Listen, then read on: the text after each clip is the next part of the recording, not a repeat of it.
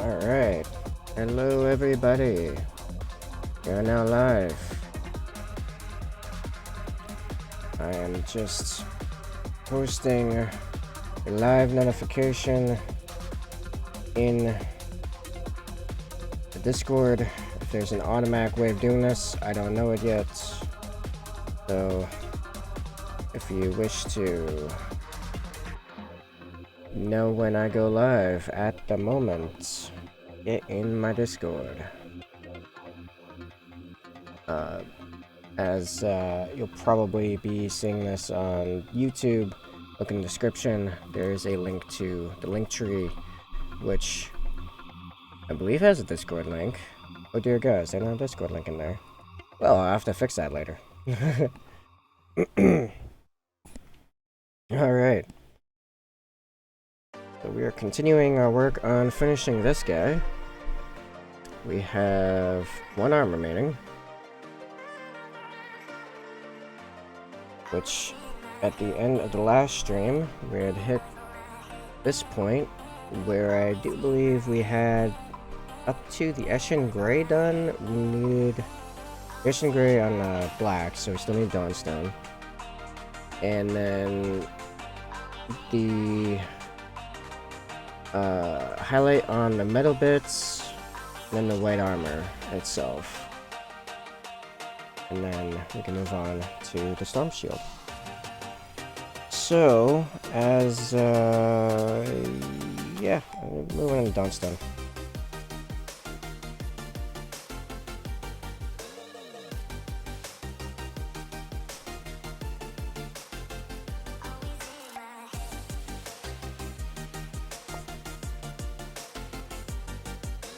I'm currently experimenting on jumping into the art category. Might expose me to more people. This is something that maybe I should be doing. Well, now that I think about it, yeah, I should have more of a consistent following and jump in art, where I'll jump higher up the whole thing. Yeah, I thought it actually makes sense. Okay, let's do that. Okay, very good. Get this Dawnstone on the palette and on the model. Greetings, newcomer.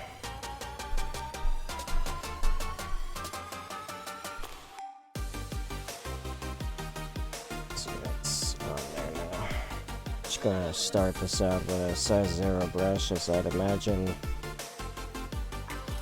it'll be a lot easier when doing the Raven itself. Let's find the distance. Yeah, about there.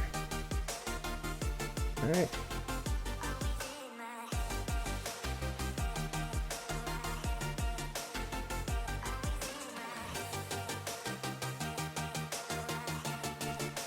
I am thinking maybe using the Eshin Gray on the trim itself might have been unnecessary, as I didn't really get much of a broad highlight on it. Or at least not without, actually, maybe what I should have done is Eshin Gray the whole thing, and then do a black stripe down the middle. That might have gotten me more, more of a gradient involved. Maybe I'll try that in the next one. And you get so much precision out of the size arrows, but it dries up so fast.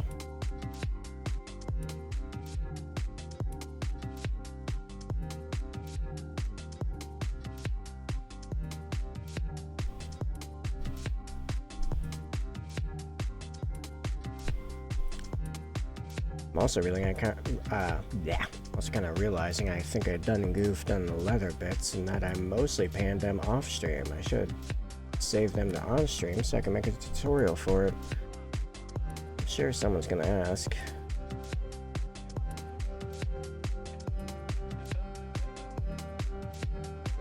There's probably gonna be more of that soon enough on the other models anyway.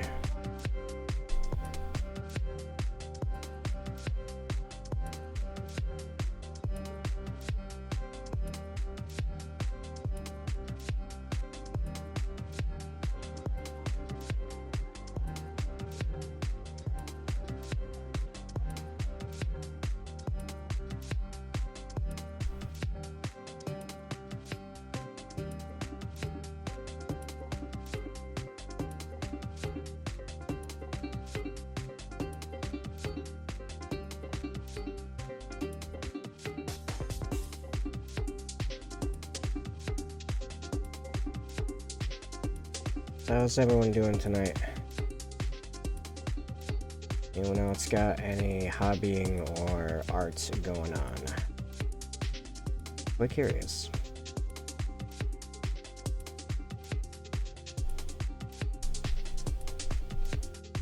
I feel like just hearing about it, people do art, gets me excited.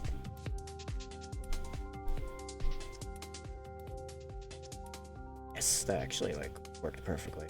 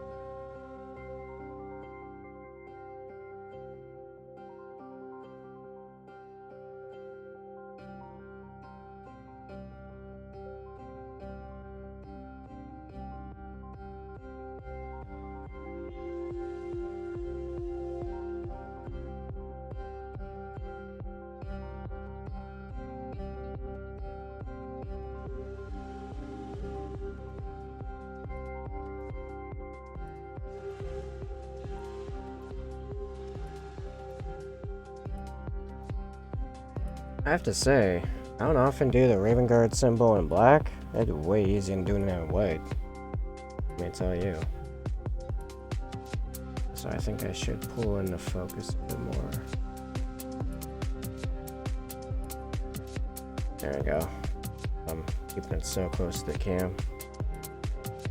I can actually see what I'm doing.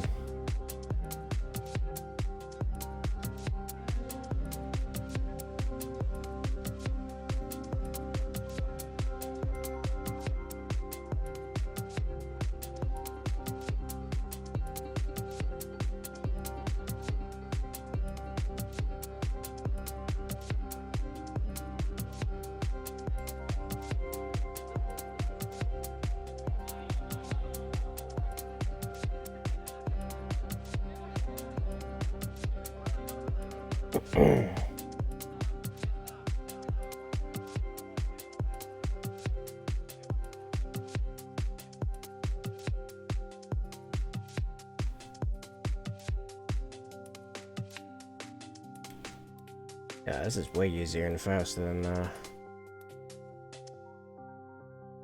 doing on white. I imagine the Riftstalker players are very appreciative. Oh, they haven't had to do a whole crap load of white ones, so maybe not.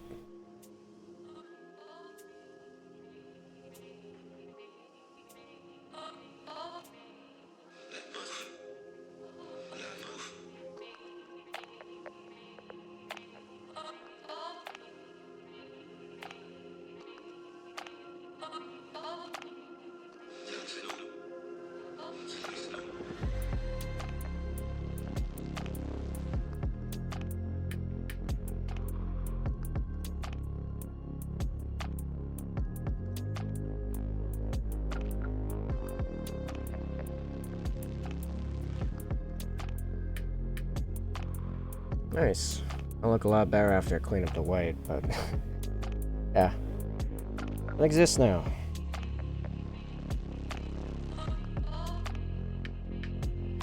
Next I'm gonna do the highlight on the soft seals and then move on to the white armor. So I'm gonna grab some army painter plate mail metal. Oh, right, get way up there.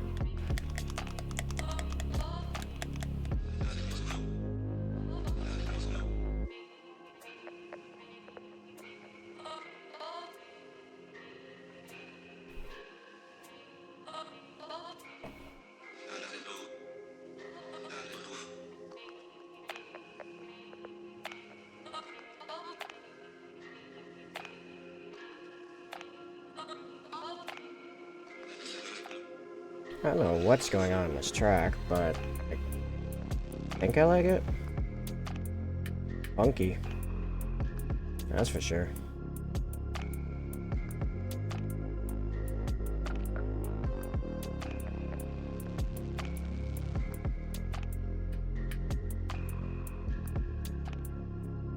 Just taking my time and tracing out these soft seal, like, pressed parts, raised edges.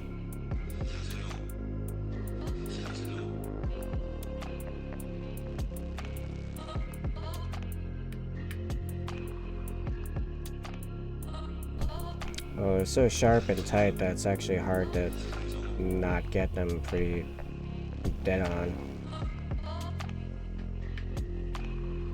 Yeah, that was easier than I expected. I'll take it.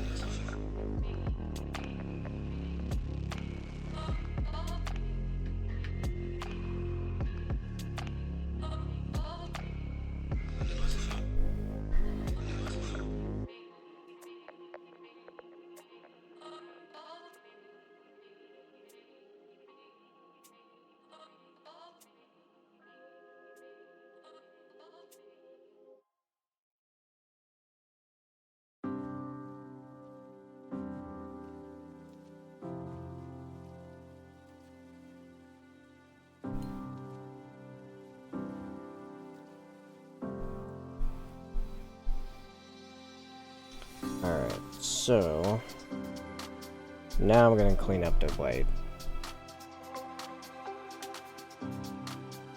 Next is the white armor, so I need it at least reasonably clean before starting.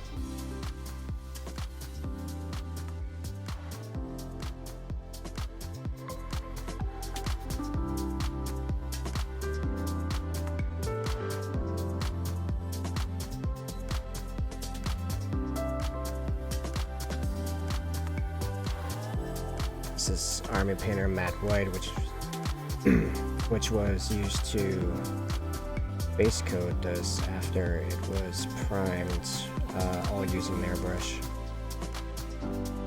for reference.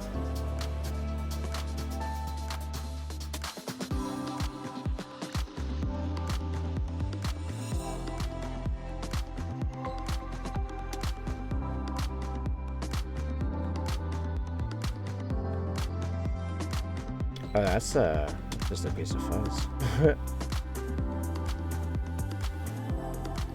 I need to worry about that.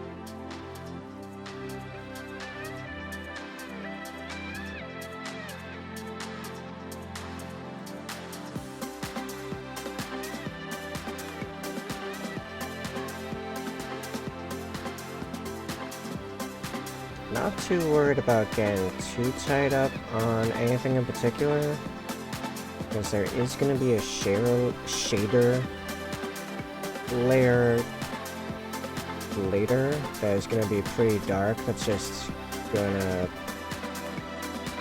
kind of like, I mean, it's both causing a deeper shadow,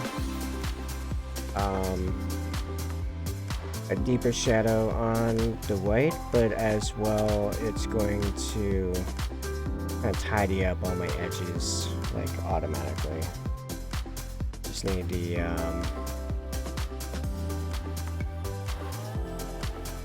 wide open spaces cleaned up, as they're just gonna stick out if left there.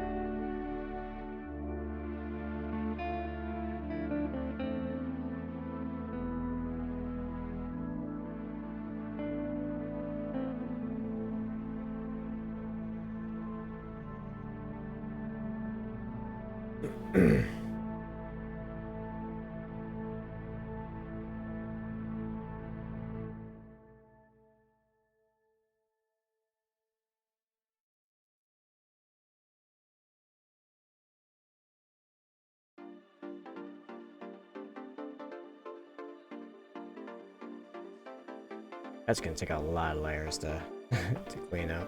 Oh boy. Lady, took me down to where I've been lately. Yeah, her love can make a person hazy. Praying she won't break me down.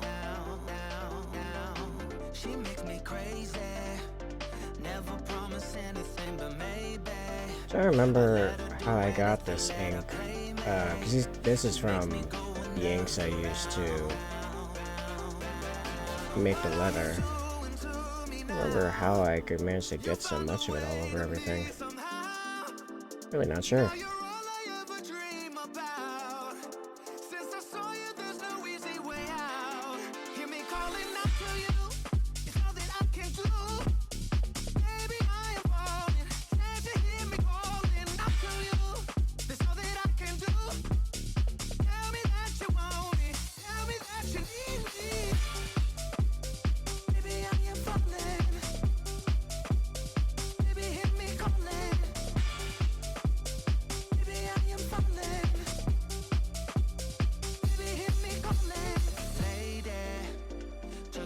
To where I've been lately. Yeah, her love can make a person hazy. Praying she won't break me down. Yeah, what are you doing to me now? You found a way to me somehow. Now you're all I ever dream about. Since I saw you, there's no easy way out. Hear me calling out to you. It's all that I can do.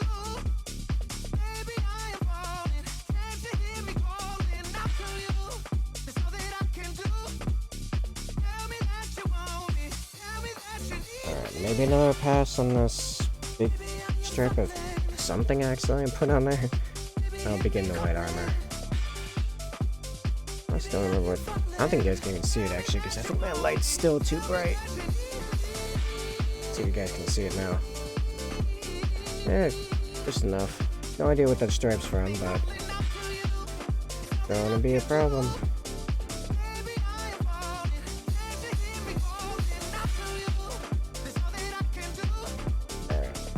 What's up, Septon? Is going well. I am making progress on Vanguard Vets. The last of this set of 5. Or the first half of the 10 block. Currently working on a shield arm, which we're about to start the last step, which is the white armor. Which the white armor is like 6 steps, so I mean, you know. Nice, nice.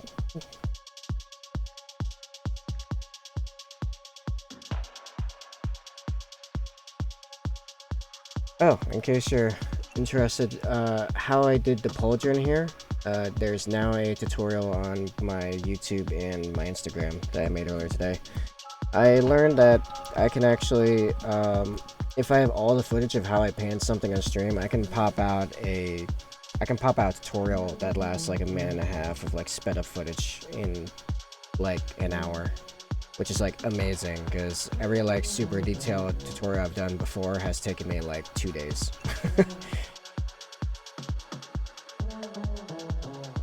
Yeah, so if you follow my other stuff, oh yeah, that's right. I was gonna also put in shop Discord. I'm gonna do that now.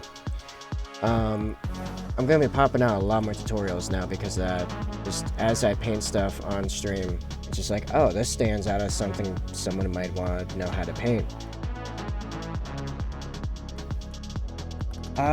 I've not really. I probably should. I should also like figure out more of like how Instagram Reels work too, because that's obviously a big deal. Yeah, I don't even fully know how to like do those. I did notice that they kind of seem to be more based on people using their phone. to make them. But, did I lose connection? No? Oh, it's just my other Twitch screen is, like, behind, I guess. Yeah, there we go. Okay. Anyway.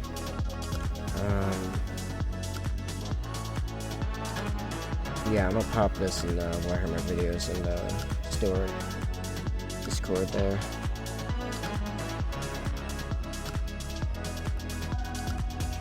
Alright. So, anyway. YouTube Shorts, Instagram Reels, I need to like look more into like how those work and how to use them to my advantage because I have not really any idea, to be totally honest.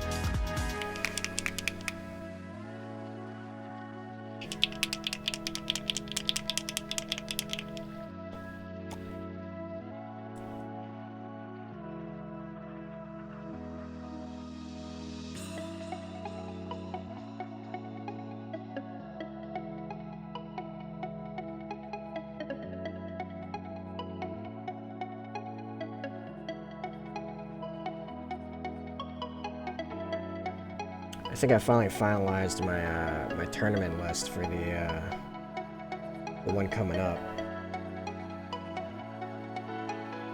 I thought I turned off that moderation setting. Anyway. Oh yeah. For some reason that doesn't surprise me. Well, what was Isaac playing? Like what faction was he running?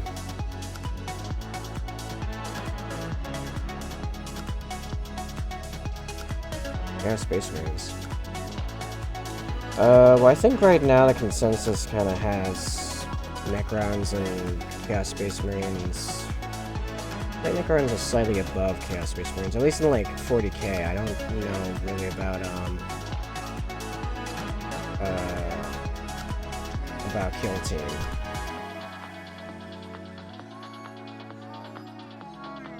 I don't know if he was fully knew the method of play either. I mean, I suppose it's also seems very likely in all reality.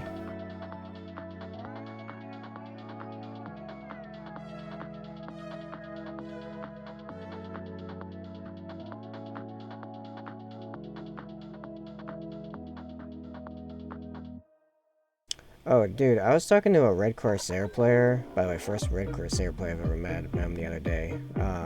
He came back in today and was talking to me about his Chaos Space Marines. Now he's trying to figure out for a Chaos Lord if he wants to get this dual chainsword or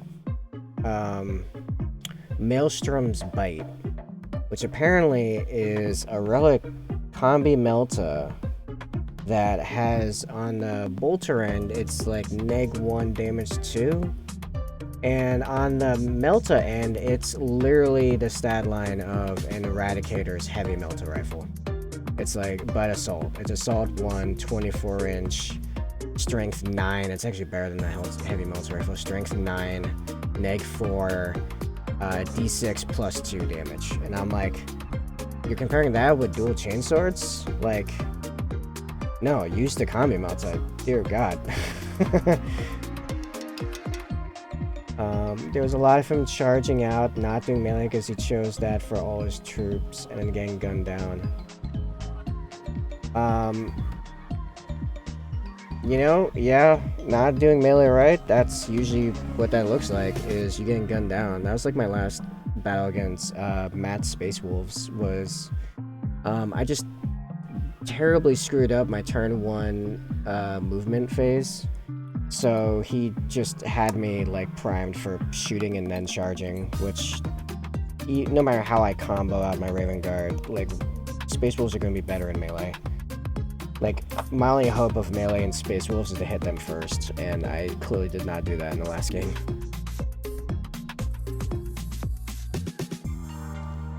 Yeah, I know very little about Kill Team. I know that it's individual guys, and because of the stats are more, is there a date? No, I just know it's something like late August, early September, if I remember correctly. I wouldn't be surprised if Justin jumped into the stream for a little bit before his stream. He said he was streaming around 9. So you might be able to ask him. I don't know. But that was the last I knew, was something about like trying to get in before Joe's vacation. I have a list. I'm currently done with the models I own now, but I have a lot of assembly and painting to even get tabletop ready. Yeah, that's the tough part about, you know, being new to the game and then hearing about tournaments. Like, I had multiple tournaments. I was like, wow, I just literally don't have the army for this. And that's totally legit, honestly. Like, if it's even like a half decent Necron list, you should do like fairly well. I think I mentioned this before. Like, I have no illusions that I'm gonna win. So like, while I am putting together like the best list I can think of, at the same time, I'm going for best painted. It's like, yeah, I know there's a painting award, so I'm just gonna go with that. Thank you. It was nice to come and, you know, throw dice while my models were getting thrown off the table at record speed. Maybe it won't be so bad because I have the Chief Apothecary now. I popped my lessons to the Auspex Tactics Discord, but I'm not really showing up to win. Yeah. If I had to choose a winner, I think it's a toss-up for first or second place between Brendan's Necrons or Taylor's World Eaters. With third probably being Corey with his what do you call them? Emperor's Children. Unless what is Joe running again? If he runs Orcs, then he's gonna have a hard time, but he might run Word Bearers, which would be actually like a significant. Oh wait, no. Doesn't Joe have a Sisters army? I think Joe's the one with the Sisters army. Sisters currently are top in meta by like a little ways, actually. Like Justin could pull something with his Tyranids, but who knows? I don't know. I saw Joe playing a Word Bearers on Sunday. Okay, yeah, he's probably playing his Word Bearers. So actually, like, it's gonna be, it's almost definitely gonna be between one of the Chaos Space Marine players. Because, like, everything I keep hearing about that book is, like, every single thing in the book is good. And some of that stuff is, like, absurdly good. Auspex Tactics video on it, on the units lineup, was like, yeah, everything is actually usable, it's just what's more usable than other things. And he had to actually make an S-class for the Master Possession and Abaddon. Oh yeah, of course. Like, just as like the big points update kind of brought a lot of the more ridiculous ones back into like reason, like Tyranids, and brought Necrons up so they were viable again. And even helped Space Marines out a little bit before the Codex, before the CP change screws. But yeah, then the Chaos Space Marine Codex came out. It's just ridiculous. Still though, Sisters are currently top in the tournament meta, like in the big leagues. Combination of armor contempt, cheap bodies, good melee, and miracle dice just makes for like a brutal combo that a lot of people just can't deal with.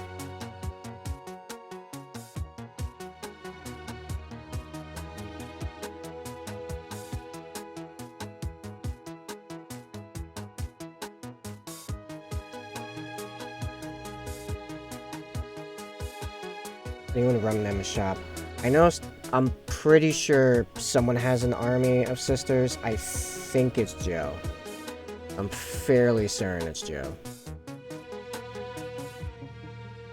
But Joe has a bunch of armies, and he like trades them on occasion, like the entire army. So I mean, like, at one point he had an Iron Hands army going, and I don't remember whatever happened to that, but he was making one for Crusade.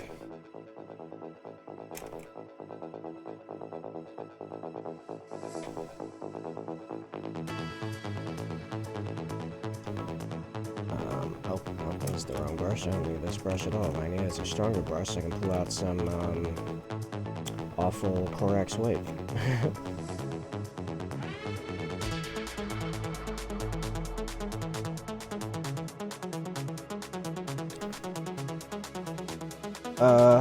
Adeptus Mexicanus. In the Facebook chat. He's not in the Discord, or if he is, he never is actually active in it. Joe's probably one of the funnest guys there, honestly. Like, I think Joe's great. Joe actually was the one that, after playing a tournament, because that was like one of the first times I actually was able to show up to the shop. Not this shop, actually, it was the temple before it closed down. Maybe it's down. How much is in it today? I'm checking this. I think this is fake news. No, it's right here. I don't... yeah, you'll have to ask somebody that you have friended on Facebook to invite you to it. But no, at the chats, the Facebook chat group. It's a group, not the No, both exist because some of the guys don't use Discord, like Matt and Joe primarily. There's a few others.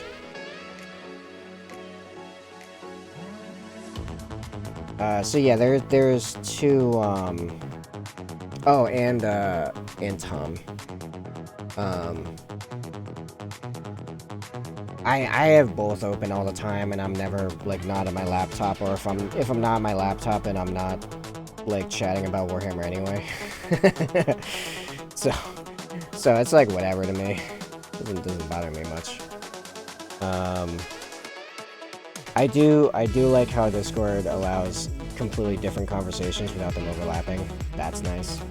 But I mean, I was using the Facebook chats for store chats like for years before Discord, but it's whatever.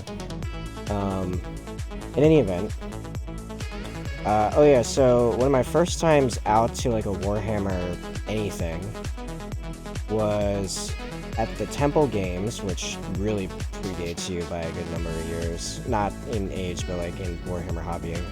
This was a good like... This is 2018. Mid-20... About this time, so 4 years ago. It's a tournament, and I'm chatting with all the people not playing. I need my OBS back up so I know what I look like. There we go.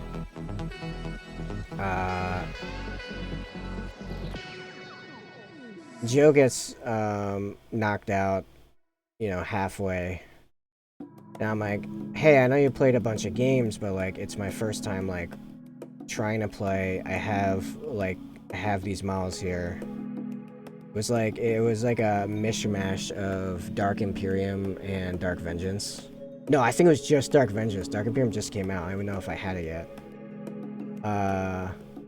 You want to do like just a quick game so I can kind of get a feel of things. And he's like, I mean, yeah, I'm super tired, but yeah, I'll show you how to play. And because I couldn't really wrap my head around it initially because I came from D&D as far as like dice games go, so like it didn't really make much sense to me.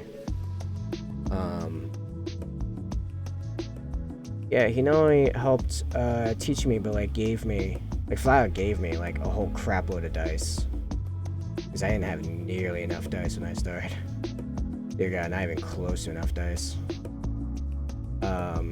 It was like, alright, so your Terminators are gonna shoot with their Storm Bolters. So 5 guys, 4 shots at close range. Yeah, so it's like 20 shots, and I had like 6 dice. He's like, here's like a small sack of dice, just keep them. This is a lovely Krieg progress pick. Yes, it is. It's coming along. I still don't see enough shovels. That flamethrower guy looks great though. You said these guys are for a kill team or for an army? Because this feels like a lot of dudes for a kill team, but granted, I don't play kill team. Kill team. Wow, Hero Guard can pull out a lot of guys in Kill Team, because I remember like looking at Space Marines briefly at the shop once. 14? I mean, it makes sense. This is like 14. Space Marine can take like 5, I think, maybe 4. Less if you bring someone important. Which, you know, yeah, it makes sense. It just, you know, kind of took me by surprise. You basically take a small squad. Less than 9 Necrons in Sunday. Ah.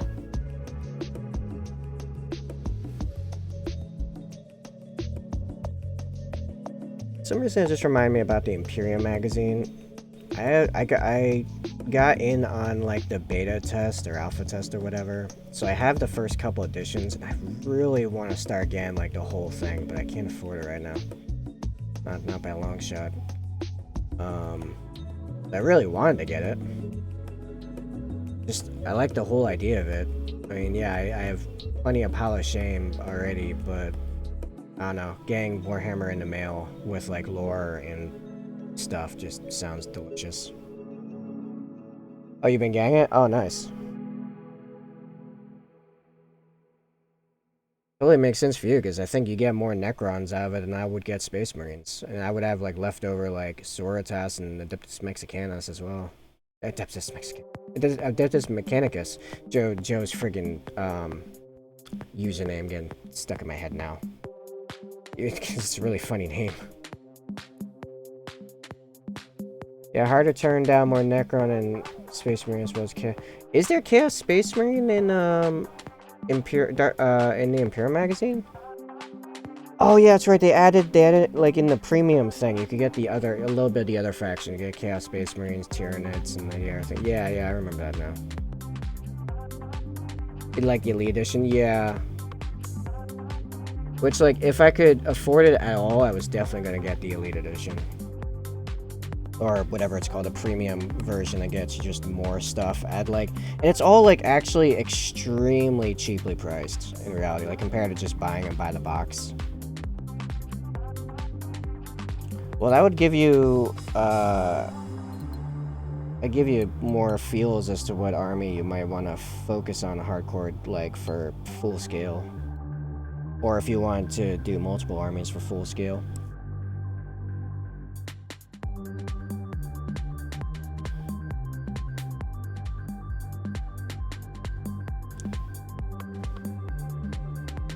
Yeah, I'm still holding to, like, one of the main reasons I don't have a second army is money. I keep thinking about it. Probably would be Chaos Space Marines of some kind. I just really can't decide on what. It's like, I thought of another reason why, like, probably leaning Black Legion is because I could theoretically get, like, if it was, like, about painting Death Guard, I can get Death Guard Black Legion. It's the Black Legion. You can be from any background. You just have to swear to Abaddon and paint your armor black. And they can field anything they want too.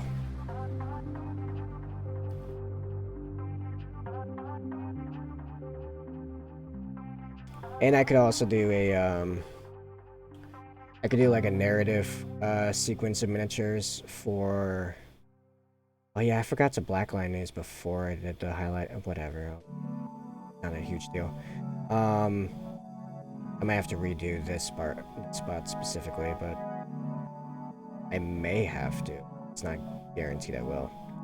I could do a whole narrative sequence of minis for the main characters from the Black Legion books, like Askandar Kaon, for example.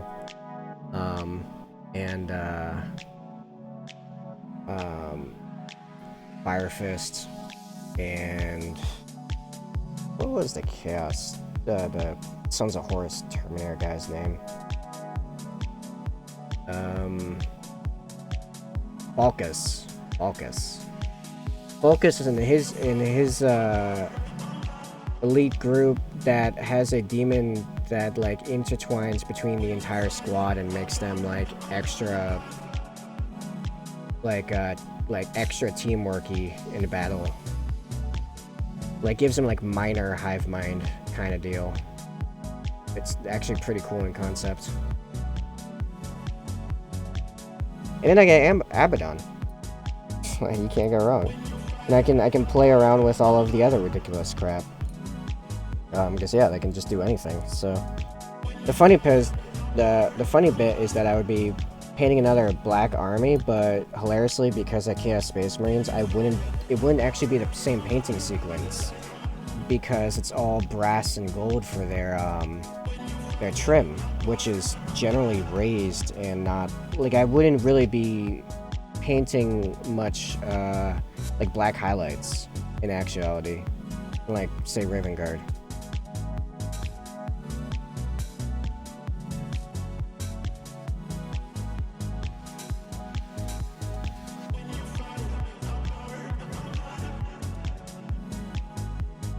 Yeah, I think I just convinced myself that if I start a Chaos Space Marine army, it's gonna be a Black Legion. And like, I'm still gonna use all the Death Guard stuff from Dark Imperium, just, it's the same thing. I mean, I'd have to figure out something clever for the Bell guy. I don't think that Black Legion can take that guy at all. But like, the Malignant Plaguecaster is just, you know, a Chaos Sorcerer. The Lord Discordant? I don't know, the Special Axe guy that's an actual, like, separate data sheet in the Death Guard Codex. He would just be like a Terminator Chaos Lord or whatever. It would be like a whole Nurgle warband that got backed into a corner and swore fealty to Abaddon to survive. Would be my narrative on that.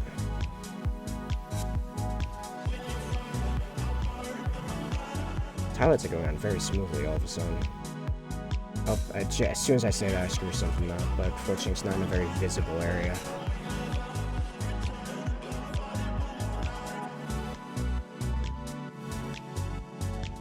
Yeah, I should really blackline those trenches.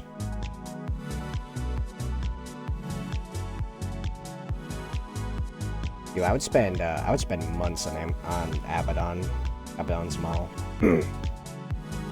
Well, at my old pace, if I actually end up being able to continue streaming painting at this rate, then it'd probably be more like a week. But yeah.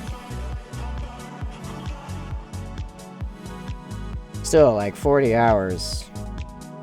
It's a big, amazing model.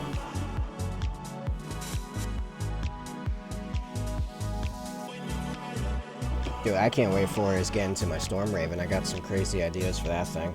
I think I'm gonna do my first legitimate, like, large vehicle, freehand mural type crap on it. I just realized there's some weight around the icon here, and it's cleaning up in the shading. Originally, I was thinking of going to do 2 giant raven skulls, aiming towards like the front on either side. Dude, I don't know why there aren't more Red Corsair players. Red Corsairs are kind of a like similar setup to the Black Legion, in that they'll take people from like anyone from anywhere, which kind of makes sense because isn't, like, if I'm not mistaken, the primogenitor of the Astral Claws were Ultramarines.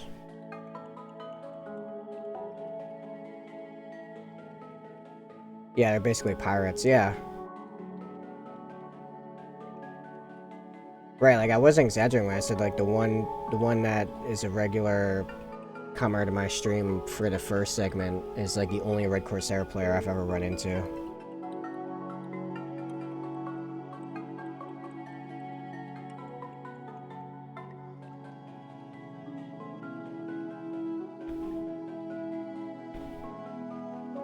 Yeah, quick stretch break.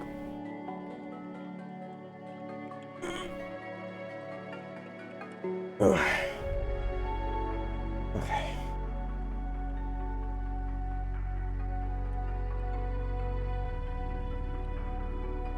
if you go deep into his lore, he's actually like incredibly intelligent. Like yeah, he's a lot like Abaddon in that way. That he's like way more intelligent than people give him credit. Like his policies that actually led to the Imperium like turning on him were actually very solid. From our like modern pragmatic point of view that doesn't care about stuff like heresy anyway. But like it wasn't even like dangerous heresy. It was just like he was when his fleets would mess up like pirate ships and stuff like that, they'd capture them and incorporate them into their armada. And then I think he started just making more Space Marines. Like he went above the 1,000 Space Marine limit and some other stuff. And that really got a couple Inquisitors' attentions. It's just like it's dumb. It's like it's not even like they're the only chapter that did that. Looking at you, Space Wolves and Black Templars.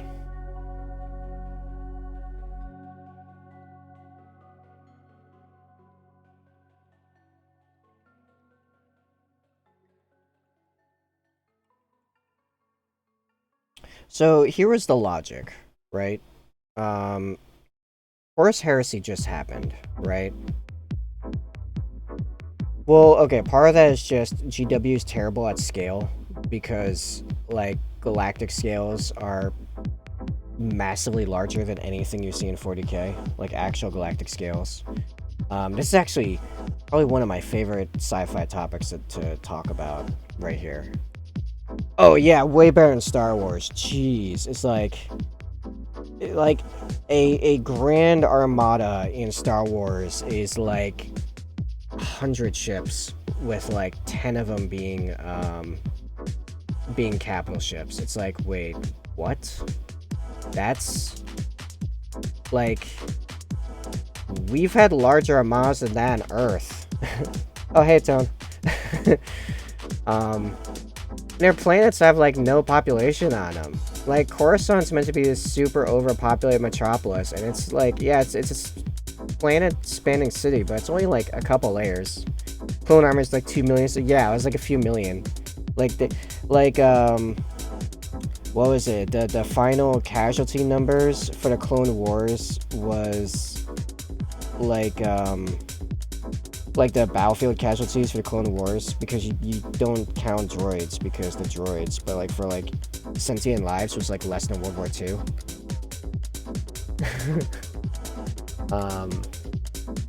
Yeah, it's like the 1944-1945 Soviet-Russian army was larger than the Clone War, and they fought in a single continent.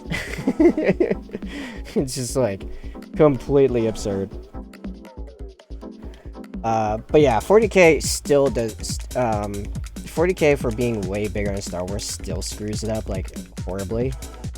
Like a million worlds, and it's like the Imperium's a million worlds, and it spans like spans the galaxy from like side to side, right? But that includes multiple worlds per system. You know how many stars are in the Milky Way? Just stars. And most stars have multiple planets, they're finding out. Yeah, that's still the Imperium to be as large as it wants to be should be like at least 1 billion planets to start. Even the legions should have been like 10 times big minimum, if not 100 times as big. Easy. So like sometimes when I'm reading 40k, I literally just add zeros in my head, the end of numbers. Like even for a chapter, 10,000 or even 100,000 Space Marines makes way more sense. I don't care how powerful they are. Like Like, there are stories of a single squad of 10 Space Marines, not even exceptional Space Marines, like tactical Marines, bringing a world back into Imperial rule or something like that. And it's like, what? Yeah, the Second War of Armageddon, 1 billion casualties. Guess what? That's still tiny, because Armageddon is a hive world where, like, in theory, a single hive city should have several billion population in standard canon. So even within its own scale, that doesn't make sense. Yeah, GW writers are just terrible at scale, what it comes down to.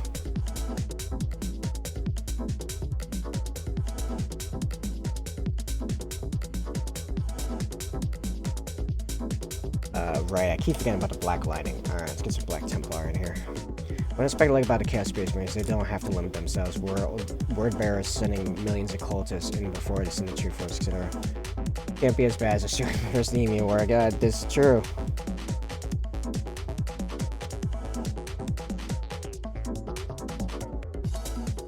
Man, Tone, if we keep bringing that up, I'm gonna have to make an emu emote, or a few emu emotes. I actually already made my first emote. I think I gotta remake it because, like, the scale didn't come out as nice as I'd like. But if you want to throw in moist into the chat as an emote, you get something. There actually should be a bunch of, like, new, dude, I'll try not to spam it. I think I have that turned off, actually, where you literally are not allowed to spam emotes. I think that's just unnecessary.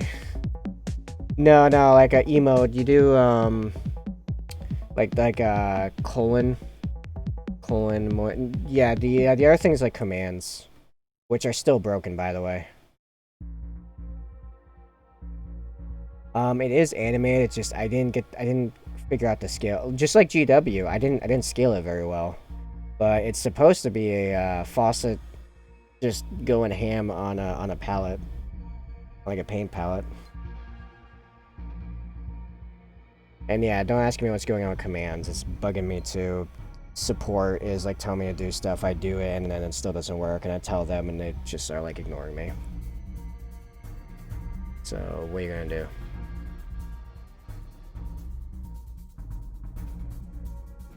It's not like I didn't want all these timers to have commands instead of like the actual URLs. Actually, the commands would have been URLs, but I could have done more of, I don't know. It just annoys me. Commands would have been nice, and it was like the first thing I set up, and it was working great, and then they came out an update like 2 days after I started streaming, and now they're all broken. It's dumb. It wasn't even like a great update. They had like obvious problems all over the place, like misspelled buttons and stuff, like in the open. Like, wow, who quality controlled this? How many cultists would a Chaos army have, or which Chaos faction would have the most cultists? I think Werber's the most cultists. Probably. However, to be fair, Alpha Legion and Iron Warriors also use a lot of cultists. Alpha Legion use them as subterfuge cells. So usually Alpha Legion cultists will be more elite, like better trained, and actually the Alpha Legion like kind of cares about their like top operatives because they actually see them as part of the Legion, which I think is really cool actually. And Iron Warriors use them as like actual, like literal cannon fodder. But like the most zealous and most likely to be possessed cultists would be word bearers. So you even get like different flavors of cultists, you could say. Like I know they added the possessed cultists, and that's pretty cool, and that's really good for like word bearers. But like Iron Warriors, actually Iron Warriors probably wouldn't care. But like I want like an elite cultist thing that's for like Alpha Legion, like something more akin to like an Imperial Guard squad or something like that. I think would be pretty cool. So it's just a little bit of cleanup, and then I think I can call this arm done. Can cultists ever be promoted to something greater, more powerful, get the job well? Well, in theory, Chaos is all about that. If a Chaos cultist actually proves himself to be extremely, like, useful, like, there have been mortals that have been turned into demon princes. Like, that's a thing. Or just get possessed in general, which is literally what the possessed cultists are. They can't be... Yeah, Trader Guardsmen need to be a thing again. I don't know why they got rid of that. I thought that was terrible. I mean, you have the what are they called? The Cornade, like, really professional Trader Guardsmen. Something like Blood Legion or something like that. But that's not it, but it's close to that. Anyway. I want to feel cultist Trader Guardsmen and Word Bears before... Yeah, no kidding. I think that'd be amazing. And I want to fight that. I legitimately want to fight, like, legitimately Chaos Cultist, not Chaos Cultist, Chaos Guardsmen as, like, an enemy army, because you hear about that constantly in the lore. And I wanna just mow down, like, mortal humans, but, like, it makes sense, and looks like it. But, like I was saying, though, yeah, just, cultists can't become Space Marines, but they can totally get gifts of chaos and stuff. Like, they could turn into sorcerers and crap like that. I don't see why they couldn't be, like, start, doing sorcery and stuff, because I don't think sorcery inherently requires you to be a psyker. You just need to know how to get a demon's attention. You know? So I think that'd be fine. And then, yeah, chaos, like, demon princes and stuff. Like the first ones were all mortals, because they weren't Space Marines. Yeah, but, I mean, Chaos Spawn, is that a promotion, or... But yeah, they can turn flat out into Chaos Spawn, which are brutal. And there actually isn't anything saying that, like, a Chaos Spawn coming from a mortal or coming from a Space Marine are, like, any inherently different. So actually, it would be cheaper for the Force in question to, like, try to get Chaos Spawn out of their mortals and not their Space Marines. A la 10,000 Suns. Or not 10,000, 1,000 Suns.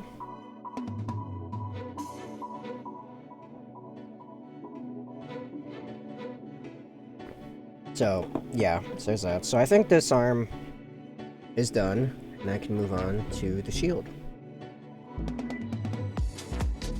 Yeah, there's a couple of tiny, like, imperfections, but whatever. I'll pop this off its cork, and put it into place, and we'll see how it looks.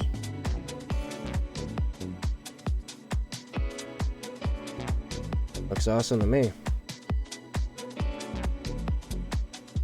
And the Raven Guard gets savage.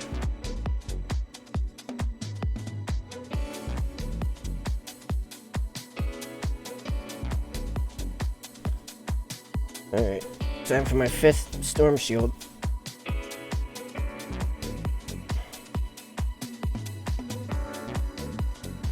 You know what's funny is that the shield, like, none of them have the shields actually, like, really, like, this is the closest one to getting poised, like a shield. I don't know, Space Marine arms really don't have much in the way of shield, like, blocking positions that make any sense. Like, this one kind of makes sense, because he's, like, mid-slash, so wants to shield out of his way, but, like, that's it. But yeah, I was happy to find shields that matched the, Dark Fury, jump packs. And also a source that I could buy just a bunch of the jump packs. I didn't have to keep buying a $60 kit from Forge World that has very little, like, posability or anything.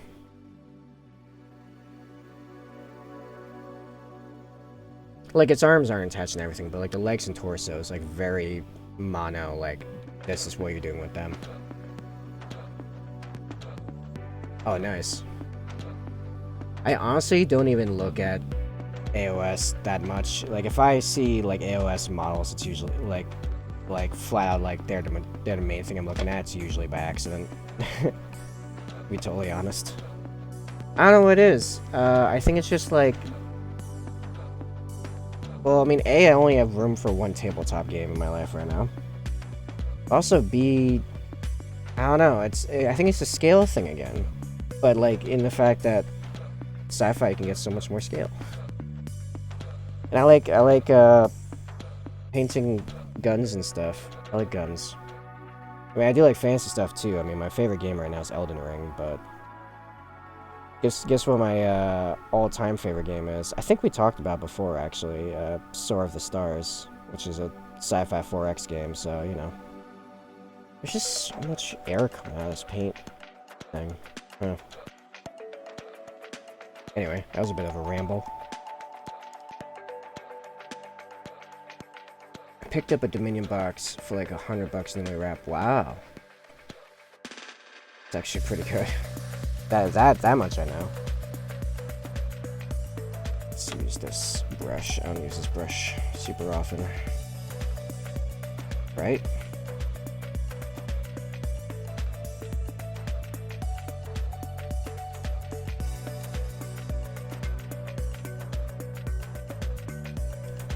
So as long as I can keep thinking of ideas for it, what I'm thinking I'm gonna try to do. So I'm gonna stream Monday through Friday.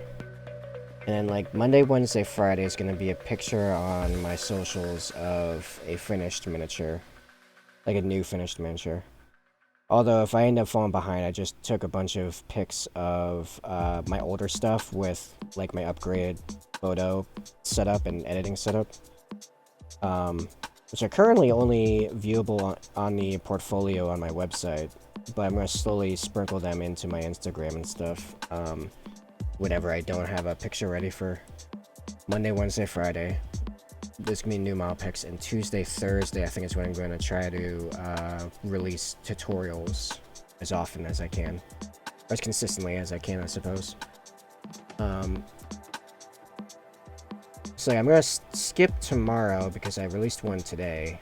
And then it's like Thursdays when like the lightning claw, because now that I know I can make one, like I can make a tutorial in like an hour as long as I painted said thing on stream. Seems totally reasonable. Unlike before, where it would take me literally the painting white armor tutorial took me literally 2 days to make, like 2 entire full days. I think actually a little bit longer than that. When I think about it, because I was really focused on like a whole bunch of like random extra editing stuff. It's just like, no, now that I'm doing Instagram, like way more, that's just not necessary.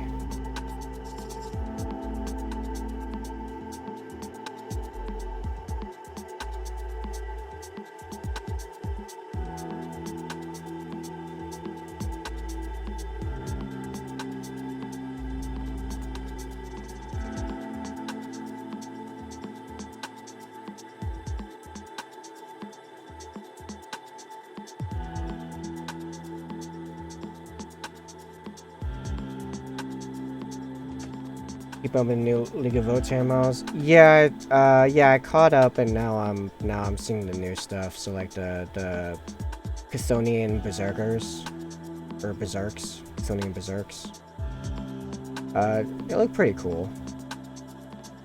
I do like how their musculature actually supports the whole them being super modified, because the musculature looks like so solid that it's like flattened, like it's literally reinforced by steel plates. I noticed that popping on how they were painted, and I was like, oh, that's an interesting detail. So that's pretty cool. I wouldn't mind painting some of those at some point. It seemed like a fun project.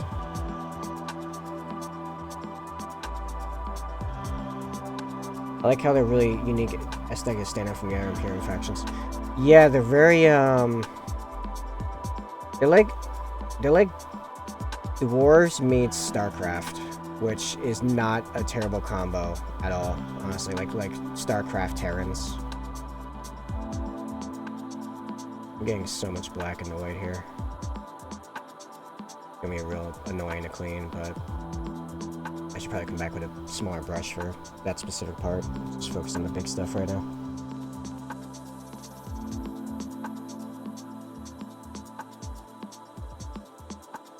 I'm more interested right now in like what their gameplay is going to look like. Like how are they going to in actuality play like compared to the other niches in the game, because I don't think there's a whole lot of base archetypes really left to be filled. Because like so far they just sound like tougher Adeptus Mechanicus, which isn't a far cry off from like Space Marines that are really good at shooting. So like how are they gonna, you know, stand out in that way is what has me curious. Because like at this point, generally speaking, GW has evolved enough to consistently put out good models. So like I'm fairly confident like all the models are gonna look good. Unless they do something silly with one of the characters or something, but like for the most part, this is fine. But yeah, I'm just wondering about the gameplay.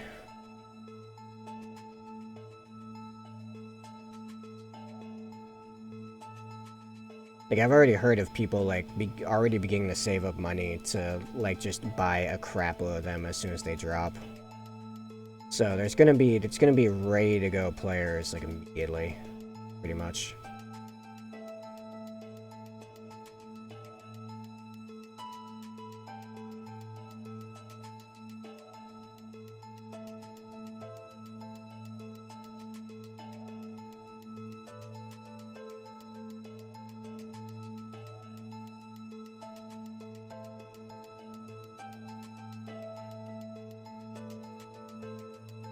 Yeah, that's pretty much it. I mean, that's what, that's where they're at. They fully committed to the standard cycle of corporate growth, where it's all about that short-term growth, to keep their investors happy. Which I think has a big deal to do with why the codex creep. Which might legitimately push me into playing Horus Heresy. Like, if we don't get a Space Marine book reasonably... Like, if by the time I'm ready to fully return to playing, like, tabletop consistently again, if there's not a new Space Marine Codex by then, or some new supplements, or that Codex isn't good compared to everything else that has come out this edition, I'm gonna be playing Heresy for a good edition or so. It's like, why?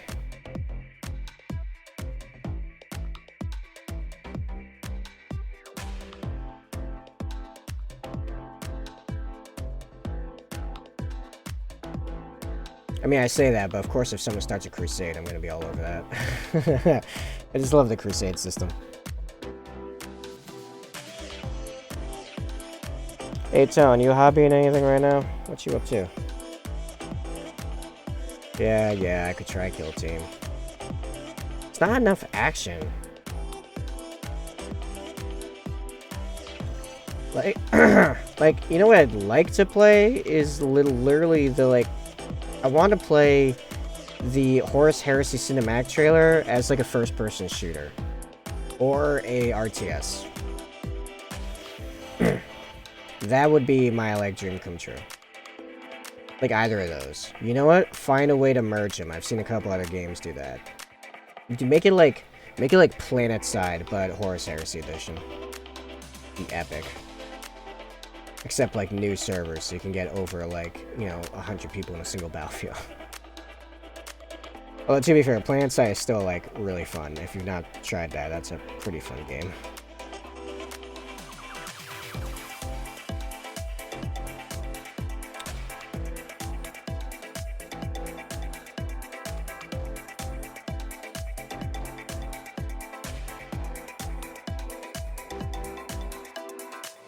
Oh, it's always been sweaty. I think part of it is that because of how the upgrade system works, like, guns are all side grades. So it really comes down to just skill. And skill often comes down to cooperation. So, like, yeah. Oh, another, like, good example, I mean, not exactly the gameplay necessarily, but, like, the franticness of it. Enlisted. Actually, the free-to-play World War II shooter. I've played a lot of that. It really gets scale pretty well pat, considering everything. Because it's a squad shooter, but it plays as a first-person shooter until you die or want to switch squad members, and then there's a single button to switch squad members. And when you die, you just immediately come back as one of your squad members until your squad is totally wiped out, and then you have to wait to respawn as a new squad. And AI are controlling all your squad guys when like while you're doing your thing. But what happens is that, you know, you're mowing, like, if you're good at World War II first-person shooters anyway, you're mowing down dozens of guys, and you don't know if you just mow down a bunch of AI or a bunch of players, or you're mowing down the same player like 4 times in a row as he switches from dead guy to squad mate that's now a dead guy. I mean, that's fair.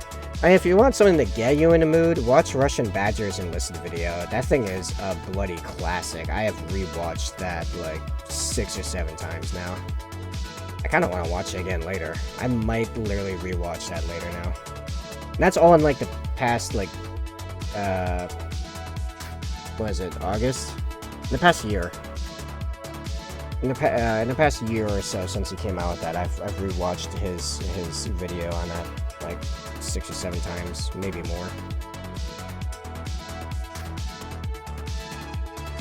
Like, to the point I can quote some of it.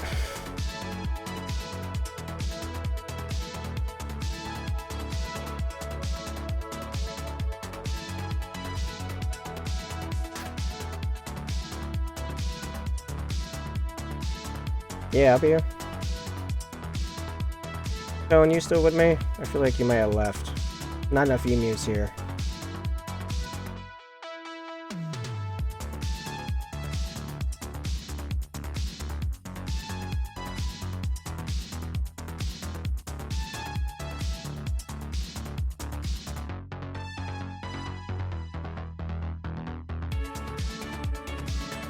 Oh yeah, the other reason that emote doesn't work correctly is that it's not transparent for some reason, even though I made the file transparent.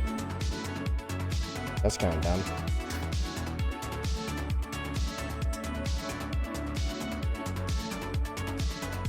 Maybe if I make it just a still image. I mean, it still gets the point across. It's not like a whole crapload of animation anyway.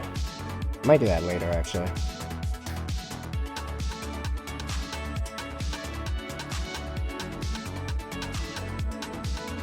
Alright, so I got the black on here. Bust up a decent bit of white. Those next would be this steel. I'm gonna spin my powder on again.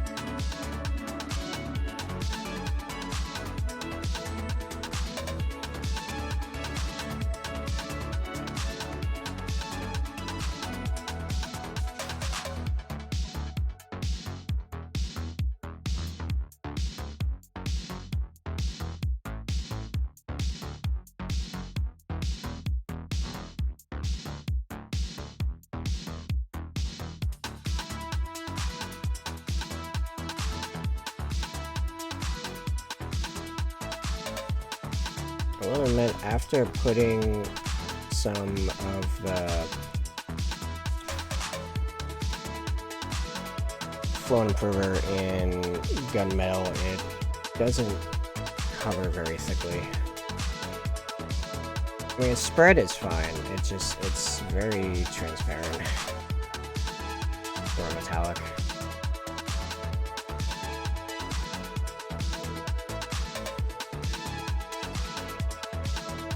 We'll have to clean up a lot of that later. Jeez.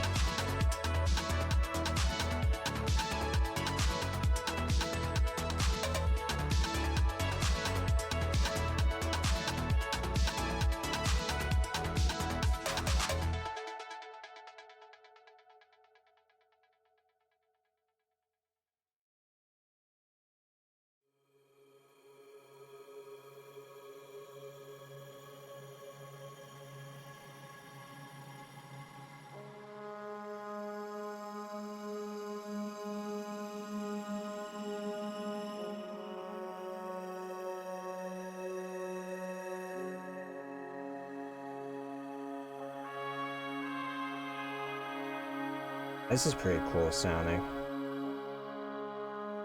Kind of like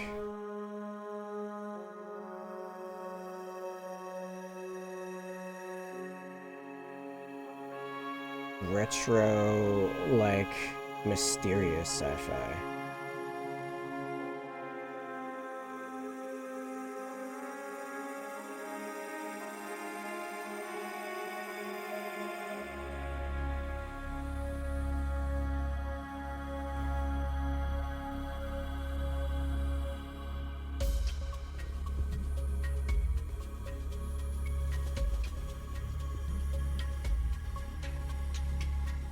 Yeah, I'm gonna have to do like a lot of cleanup on this shield. This was not my cleanest work. Thing I remember to do is hand soft seal. Just a second.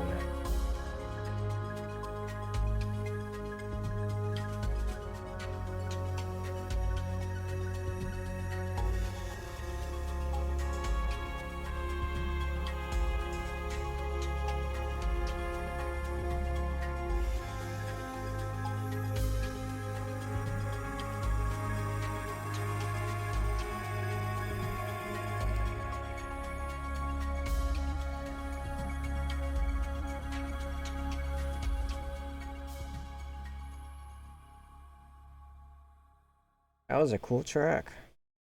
I like that.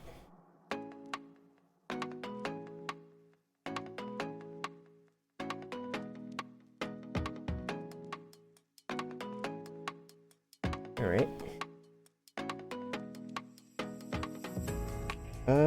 I'll jump straight to non-oiling. Oh yeah, right. I have to do the big bolts, knob things in the front. Could be bolts, could be like part of the shield generators, like the power field.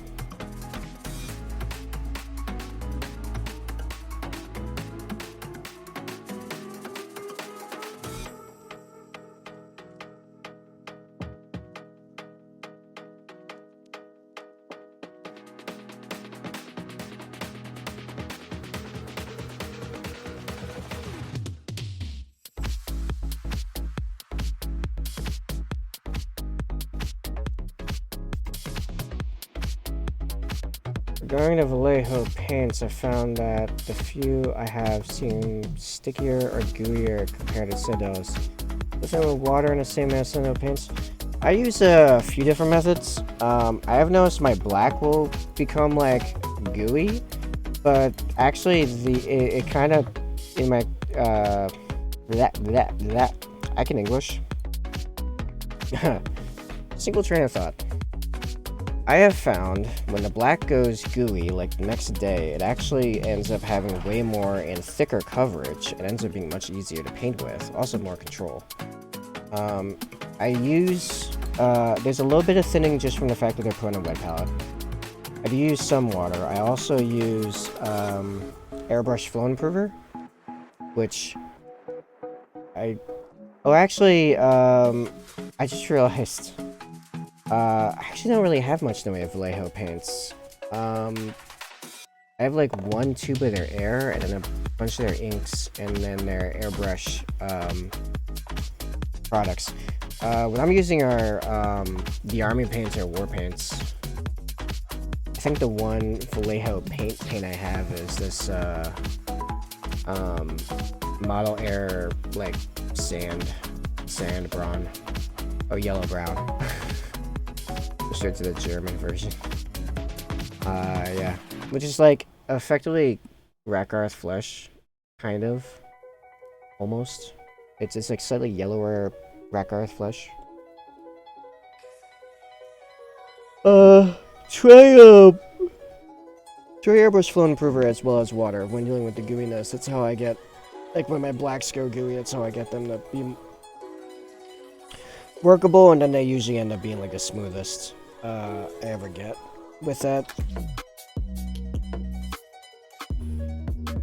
Ironically, all the airbrush, like the flow improver and thinner and stuff I use is Vallejo, so you can find it all in the same place. Welcome back, Septon.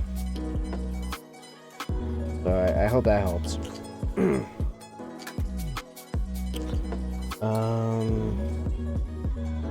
Speaking of black, I think there's a few parts of the shield I missed or have already rubbed off.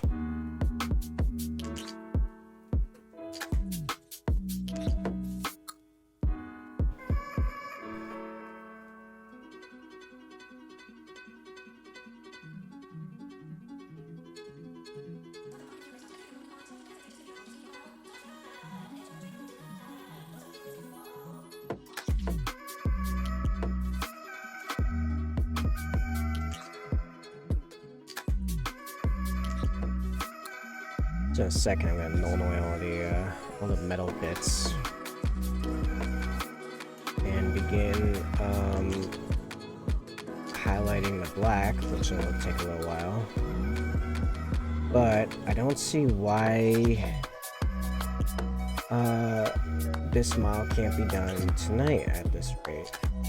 I think that's totally reasonable. Actually, I'm gonna null, then I'm gonna fix the whites on here and put in shader in there.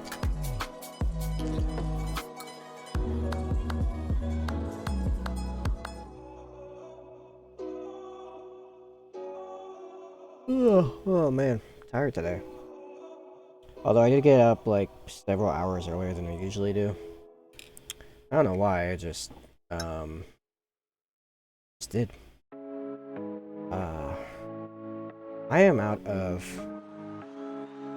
Yeah, so, thinner will thin it down, and then I use flow improver because it thins it and removes the surface tension, so it doesn't, like, grab onto stuff or pull up like water does. Or at least it doesn't pull up much. So you get a lot more control that way. Like when I want a free hand, I require using that to get the most out of it. I am out of water, so I'm going to be back in just a minute with some more water, and I'm going to continue working on the shield.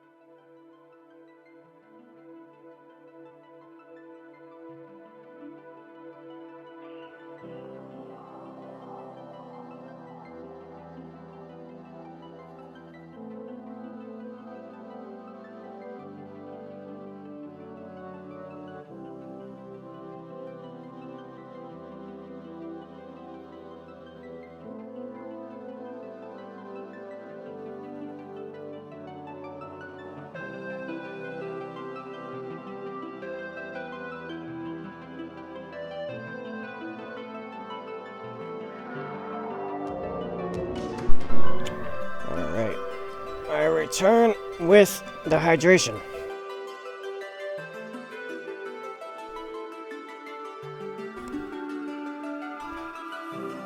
What's funny?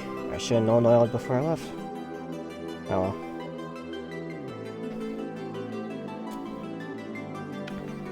And you go live notification, I put no oil not guaranteed, and you get no oil anyway. Lucky you guys. It is important. Stuff goes pretty wonky when you don't have it.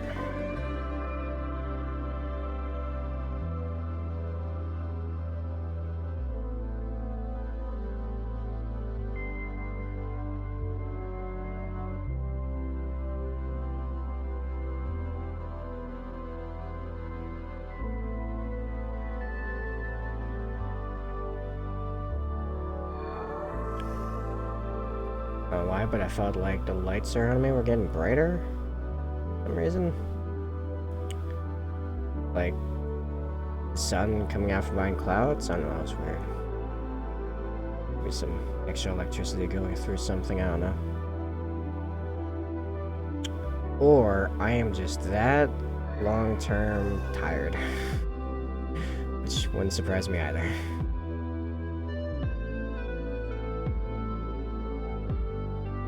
I'm not crazy, you're crazy.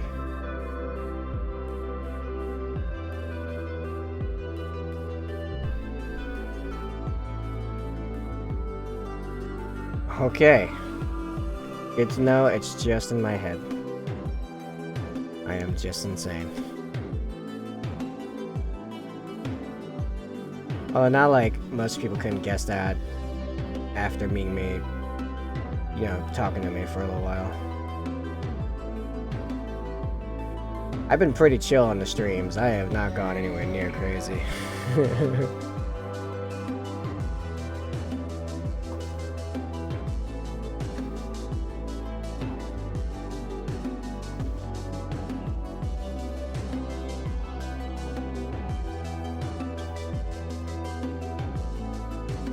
Oh yeah, and the question is if people are actually aware of that fact or not.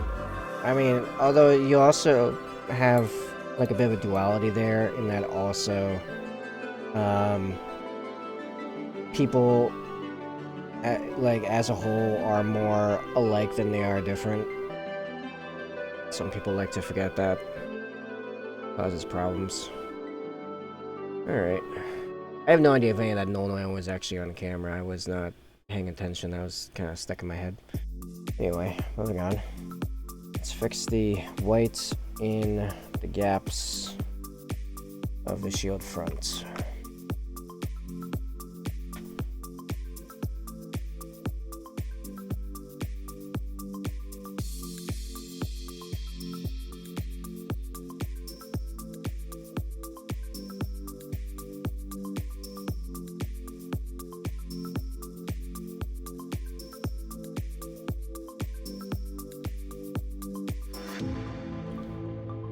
Nah, I feel like you asked me this like 2 days ago. Or someone asked me this. Or not 2 days ago, it's Monday. Last week. Last week someone definitely asked me this. Morthin down, the new Nona is Morthin down doesn't pull or something.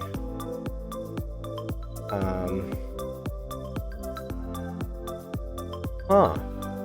I mean, that'd be nice. I would like that. I wouldn't have to add flow improver then, because it sounds like they pre-added it, which is pretty awesome, really.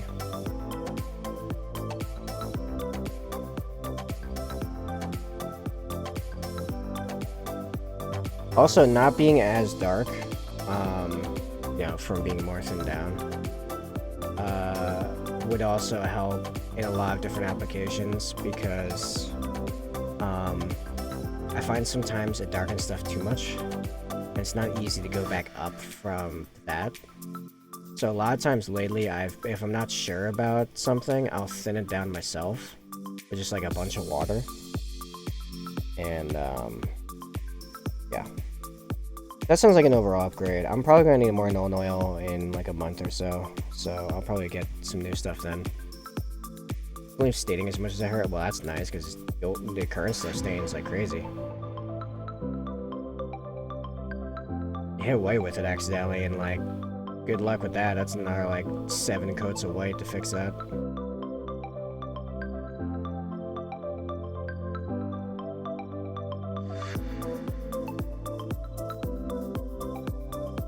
Alright, something it really is. It's super thin. I found I need 2 coats to also achieve the same amount of darkness the previous provided. Doesn't seem much I heard, but I basically use it for the staining. Haha, not a bad thing, but yeah, it's thin and leaves real stains.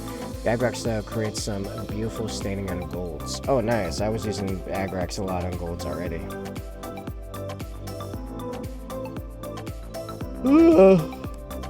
Oh, no. I refuse to be tired.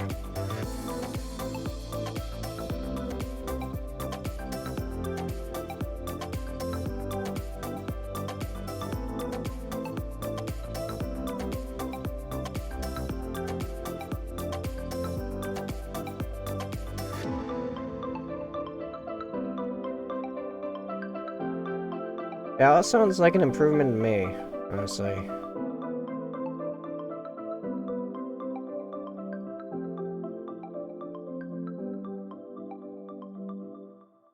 Now, will that sound like an improvement to people that dip? Probably not. But I am not such a heathen.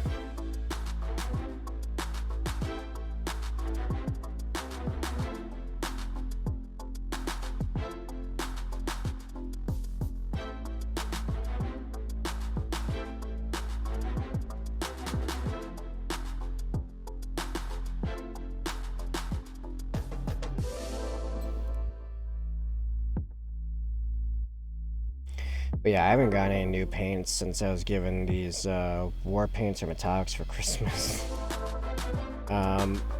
Because of a big website job, like I went like April and May, like almost without painting at all. So yeah.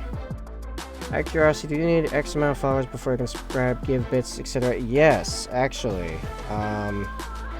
So both of them actually have multi-factors as to, I think those 2 things, subscribing and giving bits, I think specifically pops up when you become an affiliate. To become an affiliate, you need 50 followers, have streamed so many hours, which I've like quadrupled at this point, because it's a very low number, and on 7 different days, which I've gone past that too. And the big one, here's the hard part, is you need to within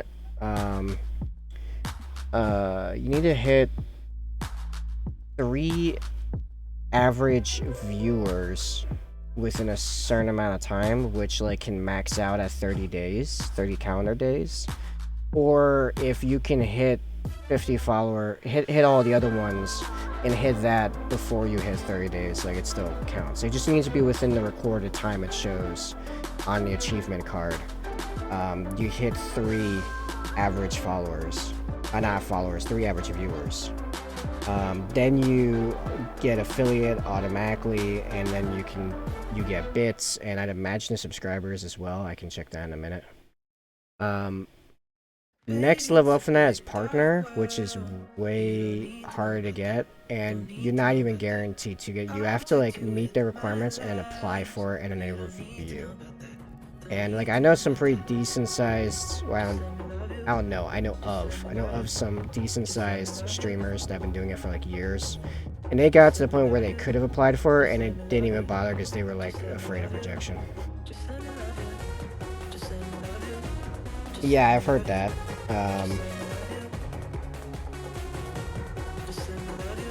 Like, I really want to get to affiliate as fast as possible because of bits and stuff, but like, really the biggest earner for me, for any time soon realistically, is getting new commissions.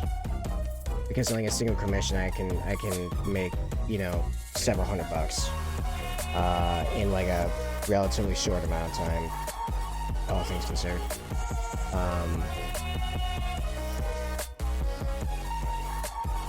But I mean, there is like, for example, like subbing. I already have a Patreon right now, So like, for example, if you were interested in like subbing specifically for the idea of like regularly like giving me a certain amount of money every month to support, you can do that on Patreon already, and eventually I'll have enough content flowing that and like ideas flowing, I'll make something specific for Patreon people. I have like a couple ideas, but like nothing I can really enact just yet. Some of them kind of just require more people. Just to like throw that all out there.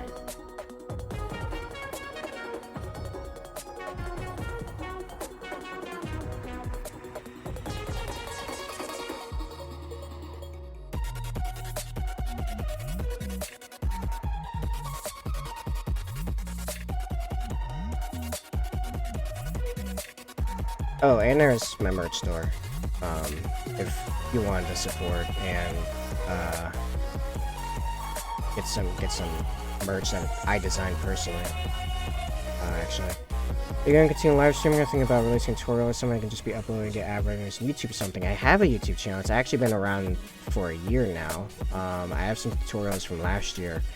About this time last summer, I was trying to get this rolling, but then said giant website job came up, and it kind of went through the fall, winter, and spring, and half the summer.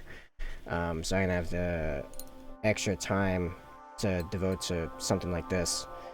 But yeah, the YouTube channel already exists. Everything on here ends up there. It gets my tutorials.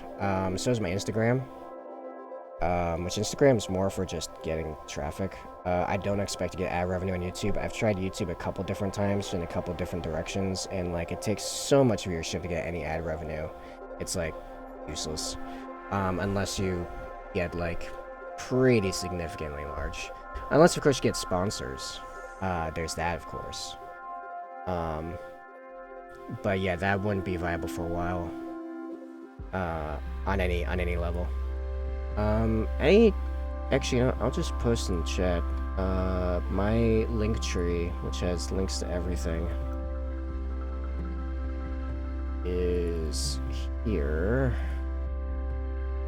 Oh, everything except my Discord. I still need to put an invite link in there for my Discord server, which is the most, consistent and reliable way of knowing when I go. Yeah, I know, right? Just call them up. Hey, I get like 3 viewers average on Twitch. Can I get a raid sponsorship?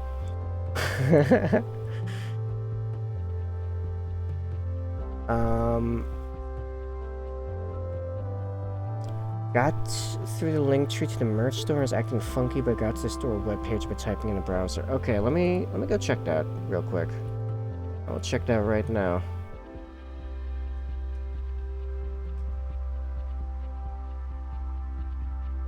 Why did it open 2 of them? That's weird. Hold on. Oh, the page was just being weird. Alright, let me refresh the page. And then merch store. Worked for me. Brought me right to the store page.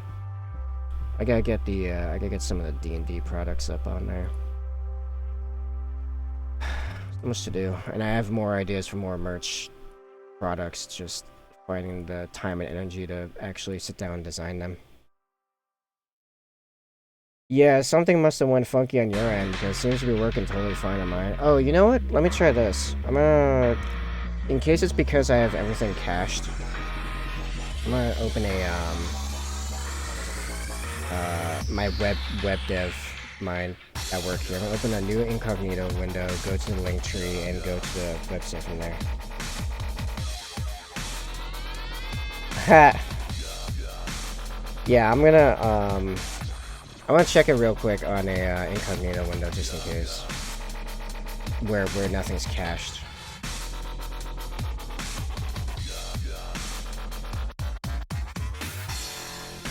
Yeah, yep, seems to be fine. It's just something went weird on your end. It's all good. I'd rather making your ad blockers go crazy. There's no ads involved. That's weird.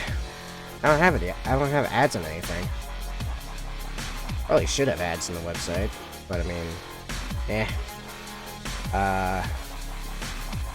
But yeah, I mean, I would rather hear about something that ended up being on your end than not hearing about a potential glitch. So I definitely want to fix that, obviously.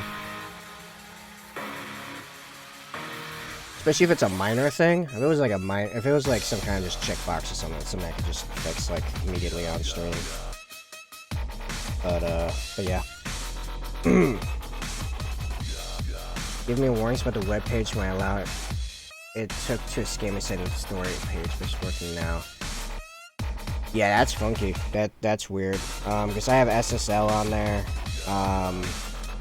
And yeah. Huh. Weird. Why is that? Did my SSL like run out? Which would be weird because I have it on auto, you know, renew. Yeah, no, SSL's in place. I don't know why I would be doing that. Gotta be something with your browsers going funky. Sometimes it just happens, unfortunately. I get adware agency. Yeah, I don't even know what that is. I don't have a thing like that running on my site, as far as I'm aware of.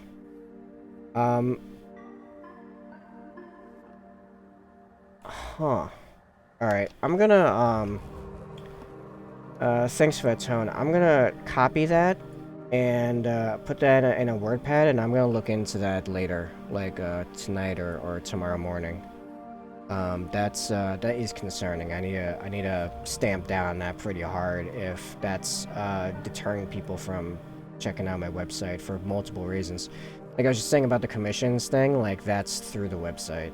I mean, you could do it through Fiverr too, but Fiverr takes a cut, so, like, I'd much rather through the website, obviously. So, alright, so I've got that in Notepad. I can't recreate now in my browser. Huh. It could be possible it's just a one-time thing of your browser not liking, like, so I have, as a web developer, I have a service that allows me to resell server space so I can effectively host, websites, on servers that I own the, things. Yeah, that might be because of this, because I have them on my own servers, effectively speaking. I have them on my own servers, and some systems just don't like them. Like, I've had some places, like my bank actually, when I try to give them one of my business emails that's hosted on my own servers, so like the brush at basically tabletop.com, for example. The bank wouldn't accept it because their system didn't like my servers for some reason, even though they're totally valid and work just fine. It's very bizarre. But it's not like Google, it's not like Gmail or like Yahoo, so it's like whatever. You know what? I used to post on Reddit a lot, and I kind of forgot at some point. Even though I was getting a lot of interaction, I should really start up again, especially now that I have like this huge like reservoir. Like I could post a individual unit picture on Reddit for like 2 weeks, like every single day, easy. So I should probably do that again. Oh yeah, probably. I don't think I ever posted my, yeah, I don't think I ever posted the Necrons on a thing. I should totally do that. I know on Instagram they were received okay. Not as well as the White Scars, but White Scars, like getting White Scars in that quality level is like pretty rare even within the White Scars community. I used to be in their Discord before my account got hacked and they never let me back in. Oh well. Whoopsie. Whatever. Yeah.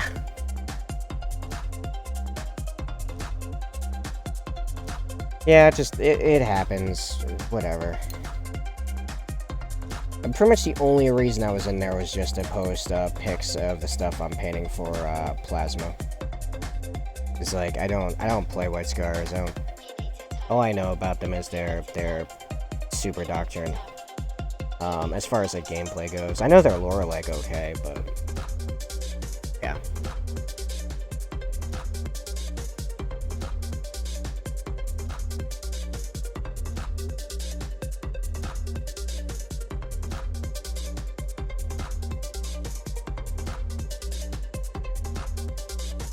know what I should also do while I'm looking at my website is make that warning mug a featured product. I feel like that one should be front and center.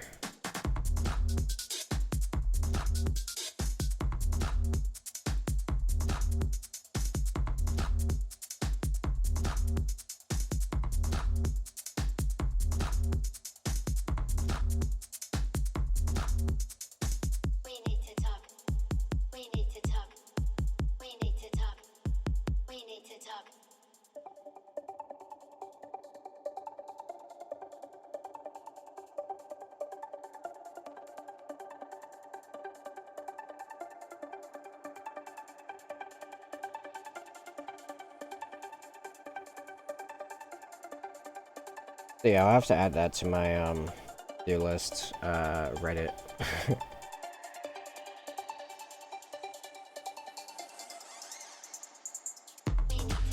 It's like, yeah, I was posting the Raven Guard Reddit for a decent while, and then kind of just forgot about it for some reason.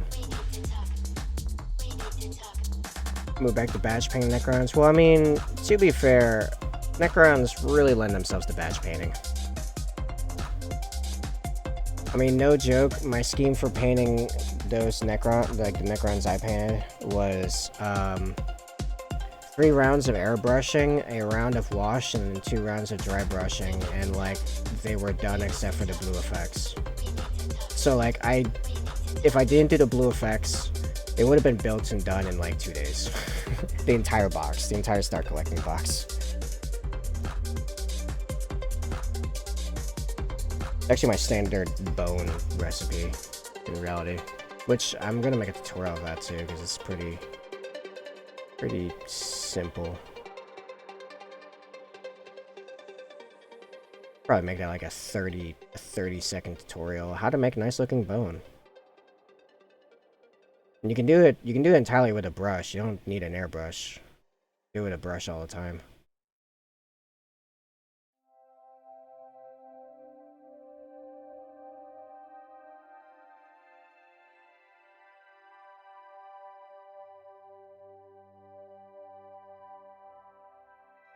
I type Krieg and Necrons.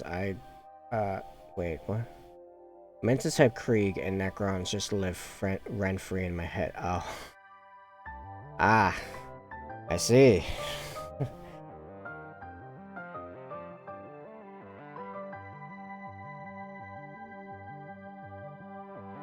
Oh.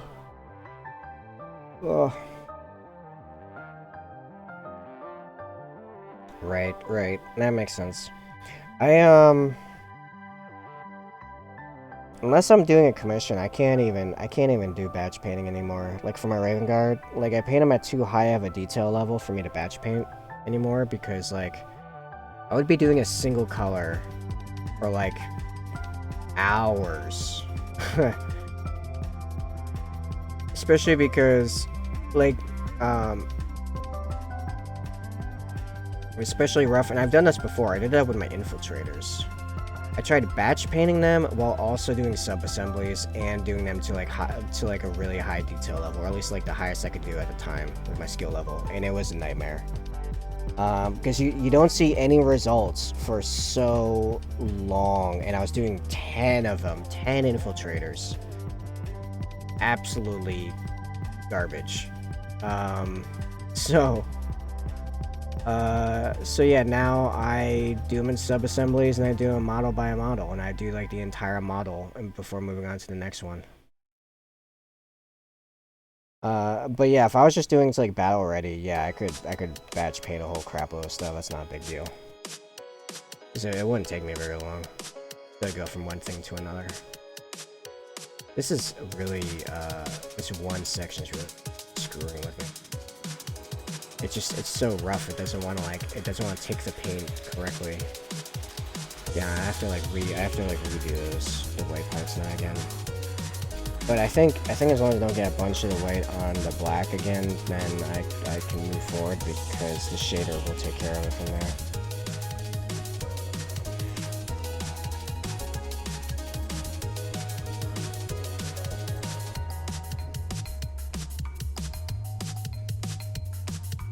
Yeah, when you don't see a single model like finished for like a month, but you've been painting like every single night, it's pretty rough. So I just don't do that to myself anymore. Also, like, painting a single amount of time really allows me to focus in on the like individual details of that model, and I feel like I get a better end product because of it per model. And it doesn't feel like I'm going that much slower, really. Sometimes I actually go faster than back when I used the batch paint, because I get into a flow.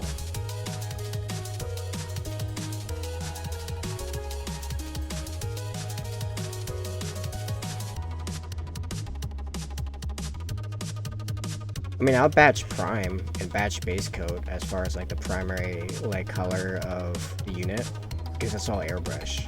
That's fine. But yeah, besides that, like, screw it. Alright, speaking of screw it, I'm gonna say screw it to, like, the inside of the shield. The shader and the highlights will take care of that. Whatever, I gotta move on. Which, yeah, is basically my next step at this point. Mission Gray, here we go. I'm definitely gonna need more before I'm done, but let's start with this.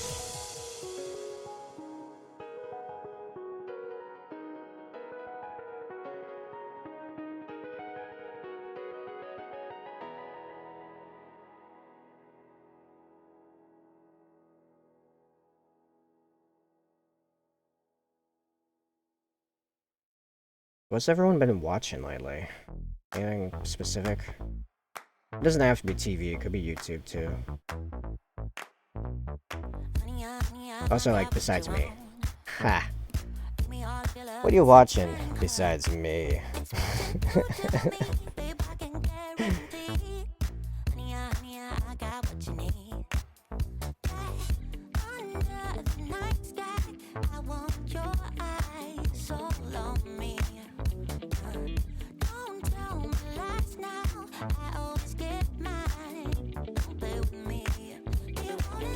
Got a subscription to Crunchyroll, so lots of anime. Oh, there you go.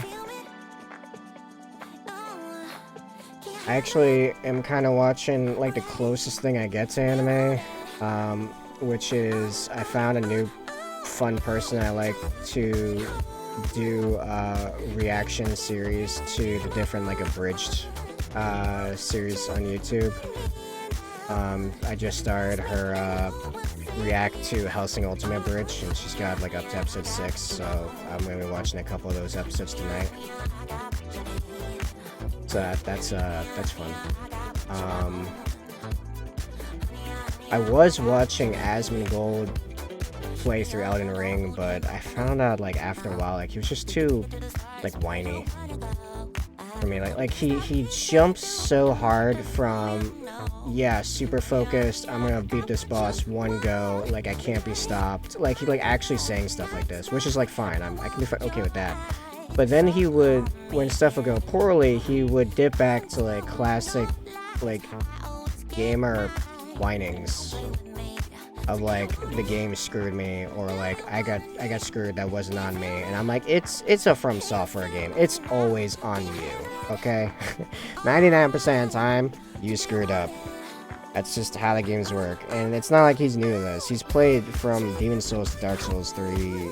Actually no, he's played literally all of them up to Elden Ring at that time. So it's not like he's new to this at all. It's just like, I don't know. Yeah, it's like I feel like you could do it better than that. Like I've actually thought of doing like taking one of my weekly painting segments and do like Elden Ring or something like that, just to like break up like the content a little, like and also spread out a little. I'm just not certain of doing that yet. Also don't know if any of my regulars would want to see that. But yeah, watching it, I was like, wow, that's I could. Like, it feels almost dumb to say because it's like Asmongold, so like he has like this huge following, but it's like, wow, I could provide the same level of skill, if not sometimes better, because I mean I've also played almost every From Software game like through several times, but like way more wholesome and like no whining. I would be laughing at stuff going poorly, I mean, to be fair, it was his first playthrough, so like he's a lot more invested. But still, like I wasn't. I don't think I even ever got mad.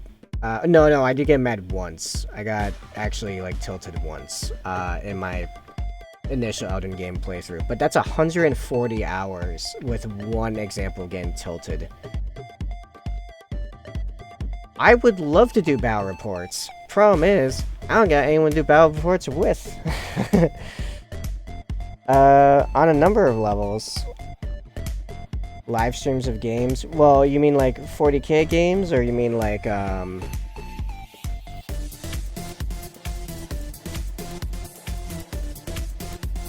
maybe.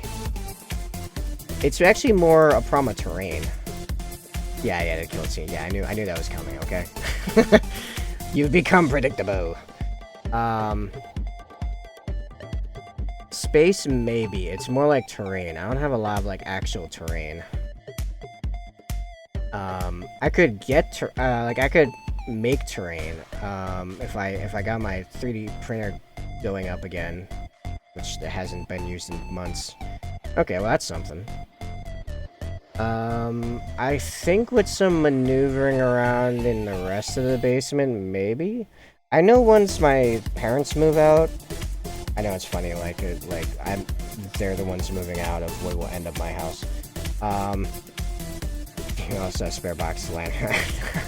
I have totally done that. I have done 40k with solo red cups. that has absolutely happened. But for like battle reports, you want like good looking stuff, you know.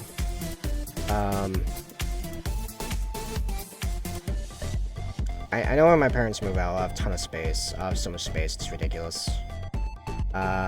I will also have her be subleasing the other bedrooms to people, but I mean, I'm keeping the vast majority of the basement to myself, which will immediately double, if not triple, my living space, because I get the rest of the basement, minus the utility area. But I'm in like a quarter of the basement right now. It's like my entire room. But then, yeah, I'll have a ton of space. So yeah, I could absolutely make it happen then. It's, between now and then, maybe, if I got real creative with stacking my parents' stuff, like, more efficiently. Yeah, no, that was a long ramble to say maybe, but, just how I am.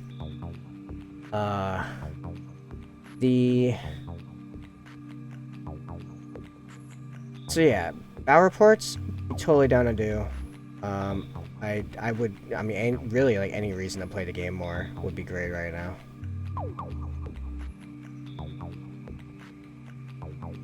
Yeah, I need more Ashen, right?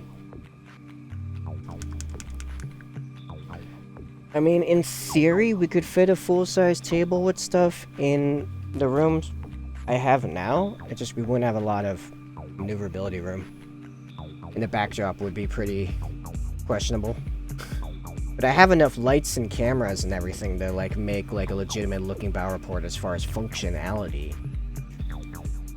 It just wouldn't be a giant, like, flag of corn, you know, waving in the background or anything like, you know, some other battle report people.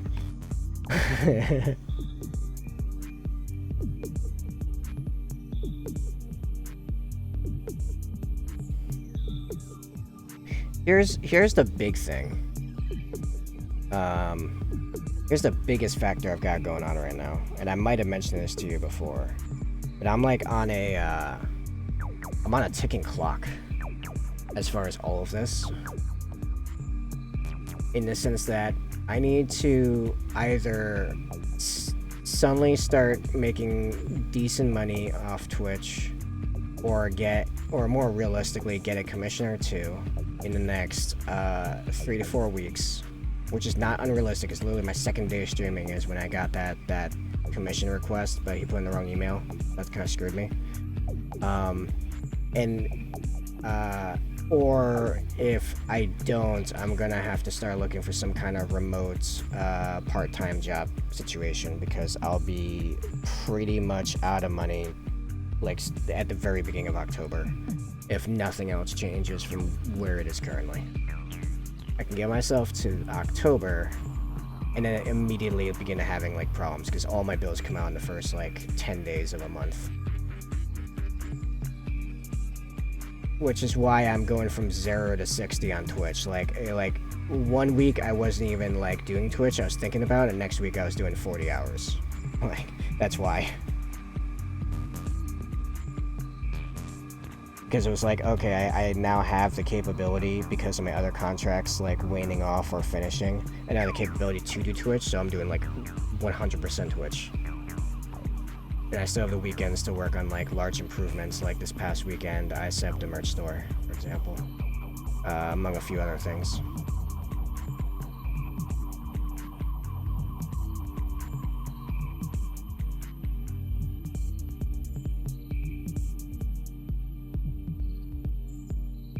Now, ironically, October is also kind of when my parents are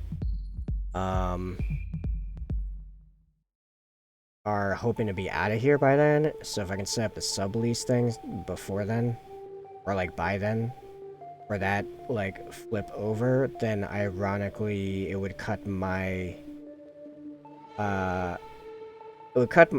my living expenses in half immediately, just by me not paying rent to my parents and the sublease paying the actual rent. So ironically that works out nice. But I'd still need probably another $100 to make things work at that point. I do have some final assets I could sell off, but I really don't want to do that for like a wide variety of reasons. All of the assets I was willing to sell off that I had left over after like COVID, because I was doing a lot of investing over COVID, it's all gone. They're looking to get a place to rent down in South Carolina. They want to get out of New England, especially after the last winter's like heating prices and everything. My sisters are trying to get a place together down in North Carolina, hilariously, which will leave me with 4 rooms that I can pretty easily market to young single guys for, you know, $600 to $700 a month. I already have one guy lined up. He just needs to know like the actual timeline. So there's one. I need 2 minimum, like for day 1 to like make it work, and then I still have to like provide some money up front. But like it technically works at about the same rate as what I'm working with right now. 3, I'm pretty solid if I can get all 4 for like day 1. I don't even have to worry about making money with Twitch immediately. I'll be getting enough to cover my living expenses almost entirely from the excess of the sublease.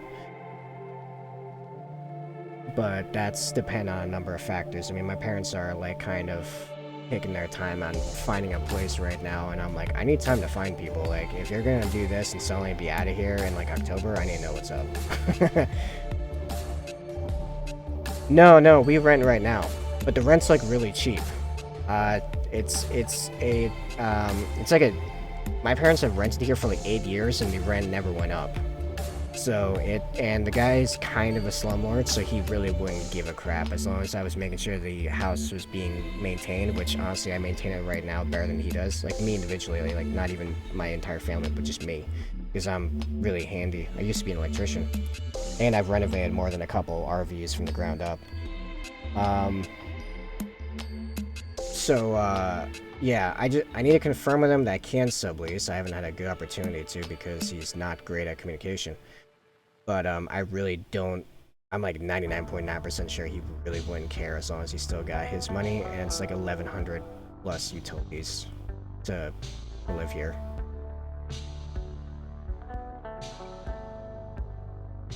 Which 1,100 for like a house, pretty good. Someone's been looking a lot into the rental properties thing to try to get some properties of my own through some creative financing. 1,100 a month is like ridiculously cheap. Yeah, no, well, I mean, they got in 8 years ago and he never decided to up the rent, so I'll take it. That's why I'm saying 4 rooms, and like if I can get 600 to 700 per room, like I'm I have all utilities, including wind heating, like completely taken care of, and some left over for myself for just babysitting like 4 other dudes, effectively.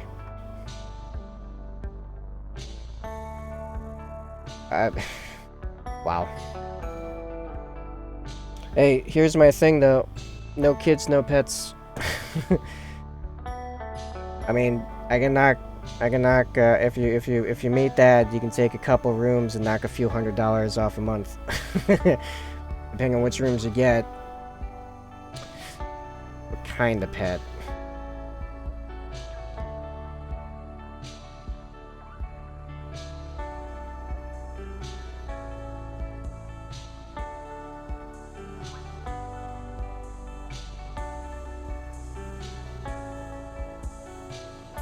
And around 30 pounds. Yeah, that might be a bit of a stretch to try to get past my landlord. Gonna have to say no.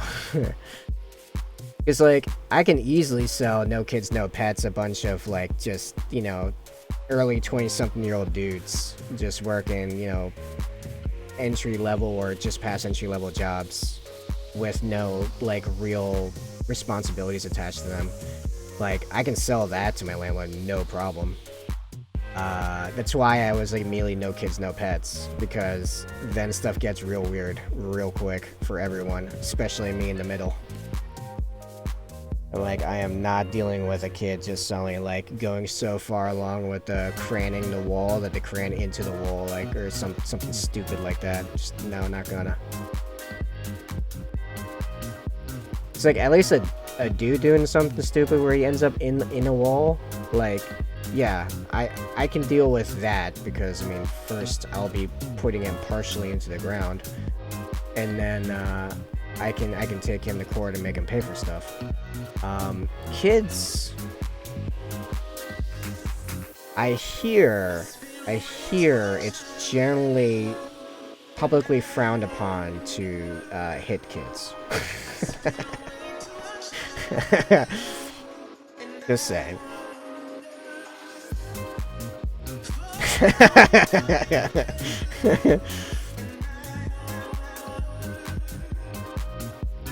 That was also kind of a rule I was like partially joking around with, but also like kind of serious. Like, okay, if you dudes really need to fight it out, take it outside. I'm not gonna deal with fighting it inside. Like whatever, you're dudes, it's a thing, but like, get it into the backyard.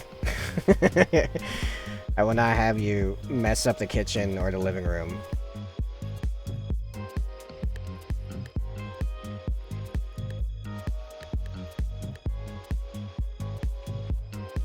That was basically how my parents dealt with us kids. It's like, if you're gonna fight, you know, take it outside, don't draw blood.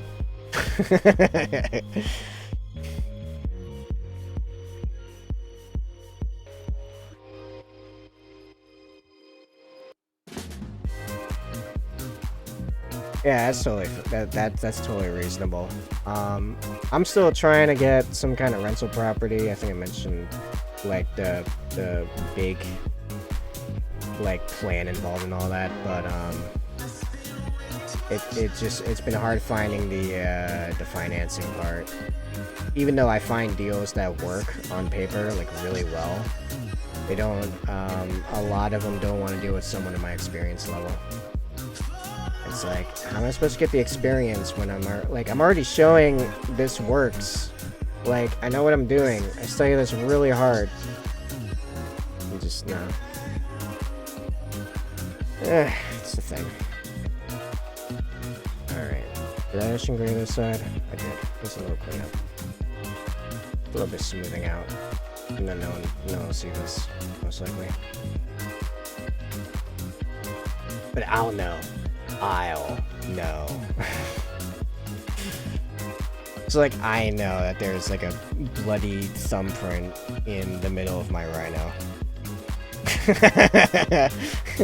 Yeah. I know.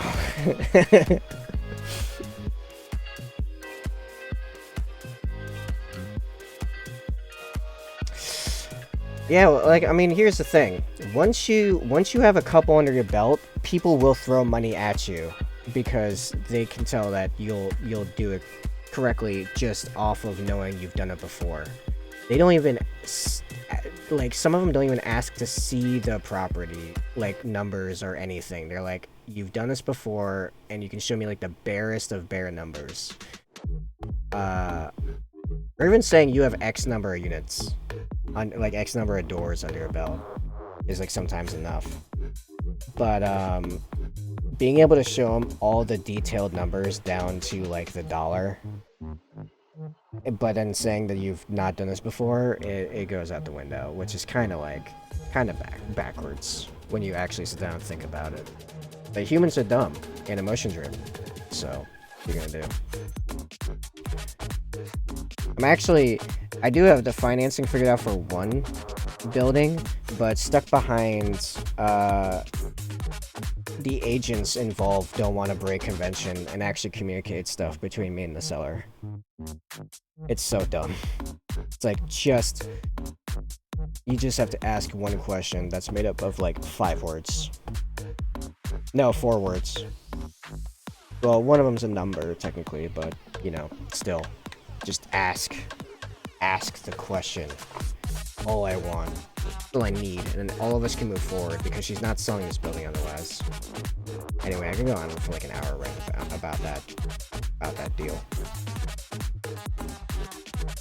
I mean, if that suddenly went through, then I wouldn't have to worry about any of all this other stuff. Like, I'd be set. Anyway. In the meantime, I have to make my decisions as if that deal has no chance of going through. So I don't go hungry.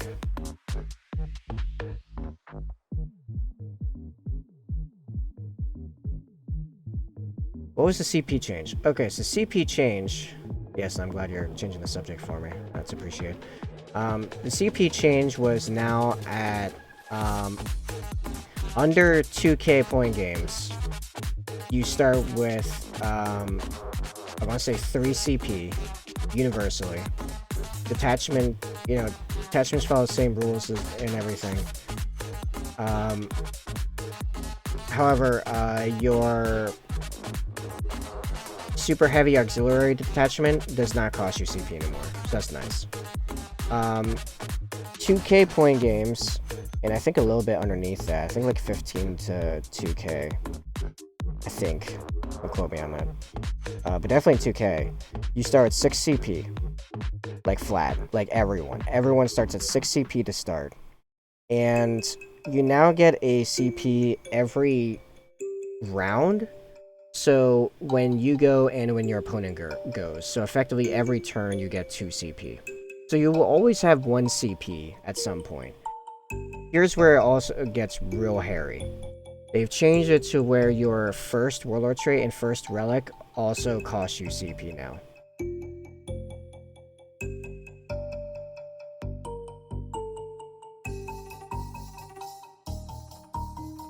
So, with everything combined, people were like, the points changes were great. There's very little debate over, details on the point changes. Everyone is more or less in agreement. They were really good, solid point changes for everyone. Even people that got nerfed were like, yeah, no, they were legitimate nerfs. The CP changes, though, I have not met anyone yet that likes them. Like, they said that was mostly to, like, dunk on Alpha Strikes that were causing problems, but, like, the ones that are really suffered from this were the Alpha Strikes that weren't even a problem, like Raven Guard. Like mine. My initial 2k list, the best list I've probably ever put together in efficacy, got completely destroyed by that change, by that single CP change. Because I used to start with 9 CP after using a bunch of CP in the list building, and I would use 7 in turn 1. I would consistently use 7 CP in the first turn. Or like this 14-step Vanguard Veteran combo.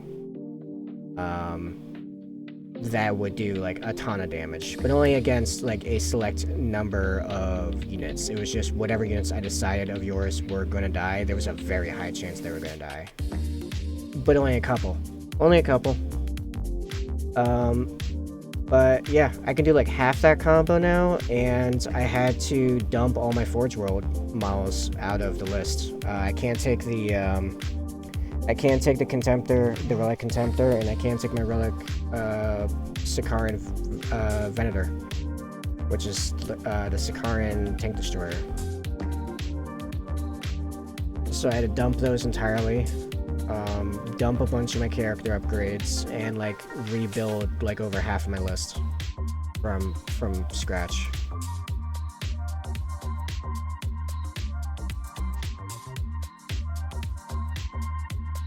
I still get to use my Storm Raven, so that's nice. But yeah, I had to dump the Primaris Tech Marine. I have a Chief Apothecary. I added Land Speeder, Typhoon, and 10 Hellblasters with Assault Plasma Incinerators, so that is 30, Strength 6, Neg 4, 1 damage shots, or Strength 7, Neg 4, 2 damage shots with Supercharge. 3 per model. However, they're not very tough, they're just intercessors. So, T4, 3-up save, 2 wounds, armor contempt, but has access to, what's it called? Transhuman Physiology.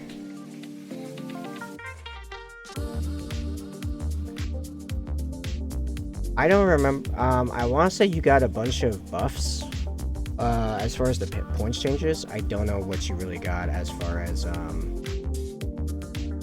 like CP. I don't know nearly enough about Necrons, CP-wise. I want to say a lot of the stratagems weren't that great to begin with, so you weren't very dependent on it. That's what I kind of remember from a few conversations. Yeah.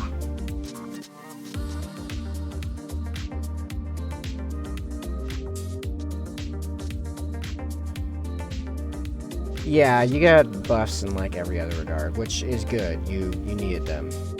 And to be fair, some of my stuff, like everything that the points changes touched in Space Marines, the points changes, was a buff. Everything that got affected went down. My Storm Raven's cheaper. Eliminators, their last fusils became free, which means that like they're now they're actually like really good light armor, like anti-light armor units. I don't know if they can really be considered full-on anti-tank. I might start playing around with them, but not in a tournament anyway. I have to proxy them, which I don't like, but like I have some last fusils, but I'd have to do so much work to convert them to magnetize them because I wasn't magnetizing everything back when I made my eliminators. But I have 6 of them. Time for the weight, and then effects, and then we're done with this. Which, seeing it's 9:30, I still have a good hour and a half. Yeah, this will absolutely be done. No doubt about that.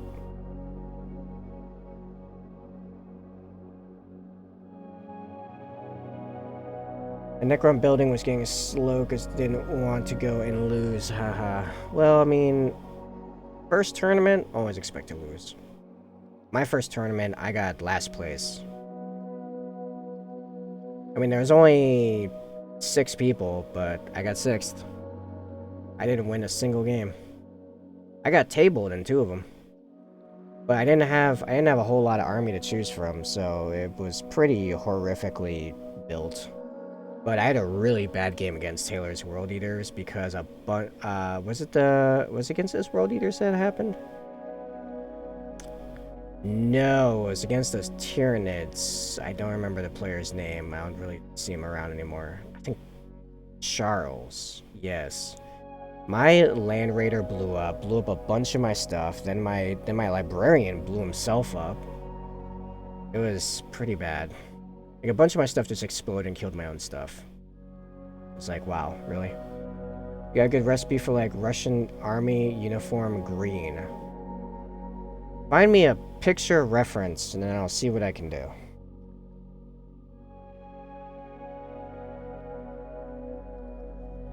I have an idea, but I wanna... My current list build for the tourney has 2 Deathstalkers. I don't remember a whole lot about the Deathstalkers, so, like... I'm pretty sure those are the War of the Worlds, like, tripods, right? I hope.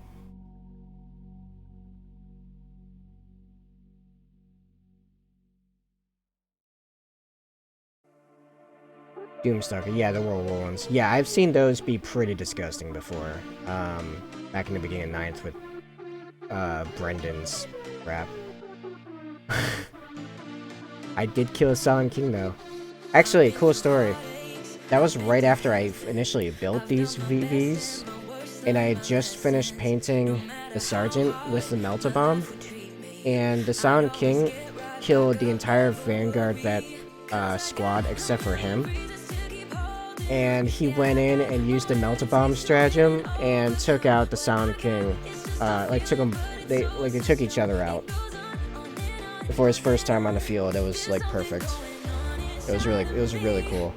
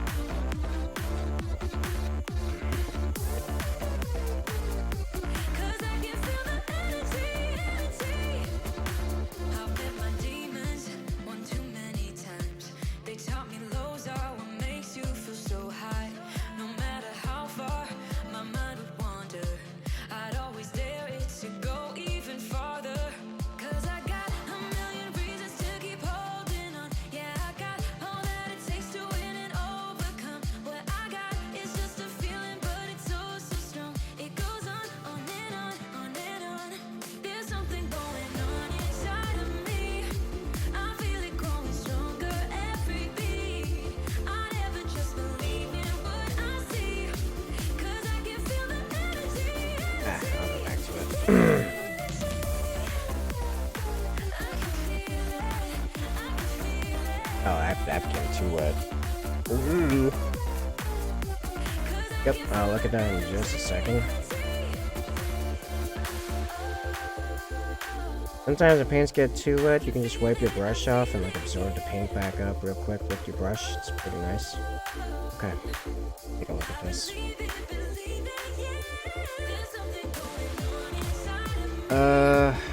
Okay.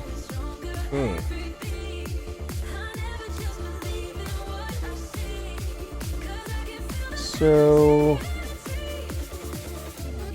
Oh, I would make that out of the paints I have. Yeah, like a khaki green. I'd probably take, Crude green? These are the paints I have, so I mean, you know, take this with a grain of salt. I'd probably try... I think this will work. Crude green... Mix some white into it, desaturate it, and then probably mix in a little bit of Caliban green to darken it just a little bit. I think that would get you that color. And then you can kind of like shade it with probably Bealtan green. Go ahead, use to shade it.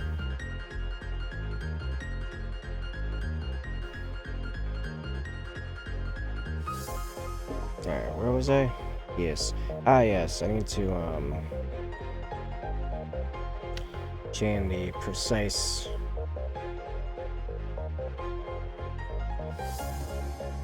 bits there.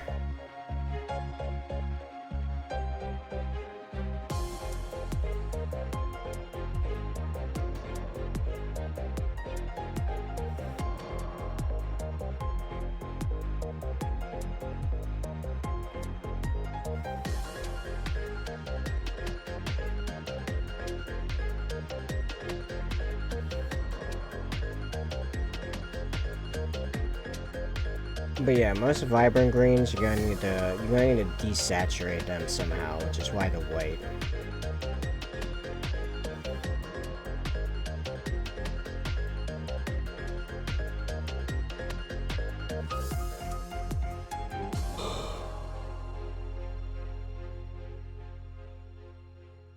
I have waft flesh, just realized someone closer. Oh, there you go. And just make the little, whatever minor modifications you need to from there.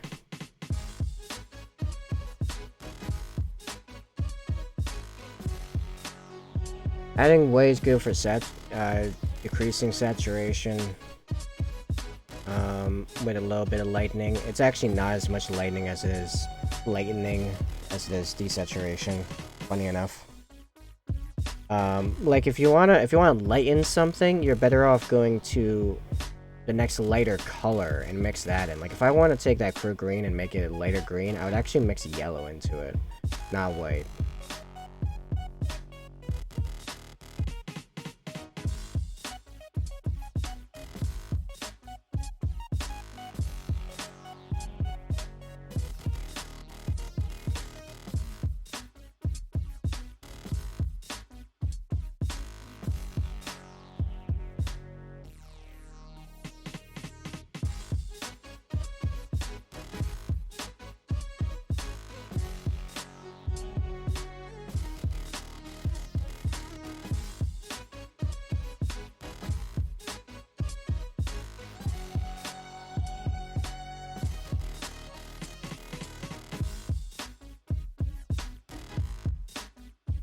White scar, and then the effects of the low power jewels, which will only take a couple minutes. I don't want to try to calculate what my progress is compared to when this tournament's supposed to be.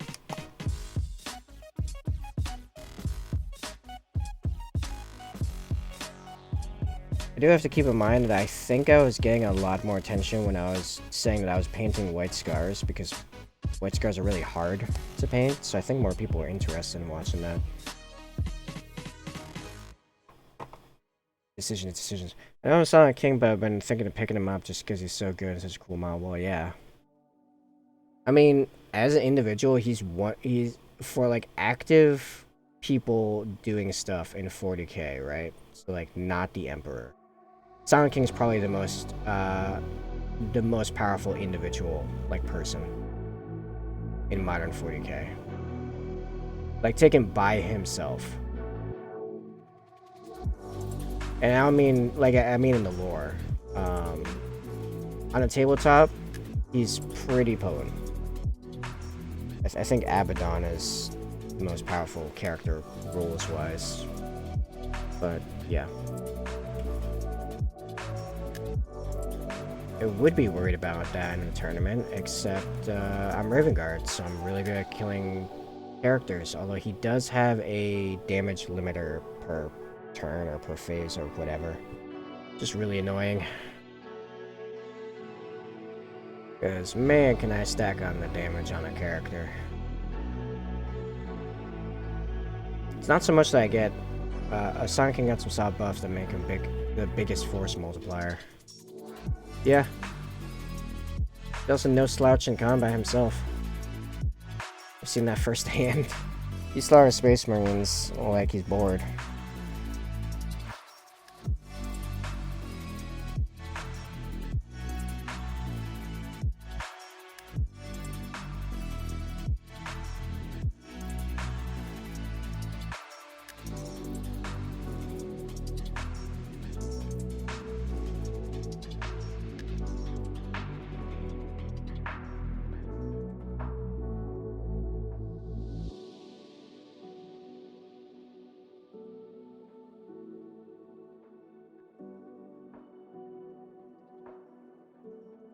I feel like I keep doing this differently, like, every time I do these power nodes.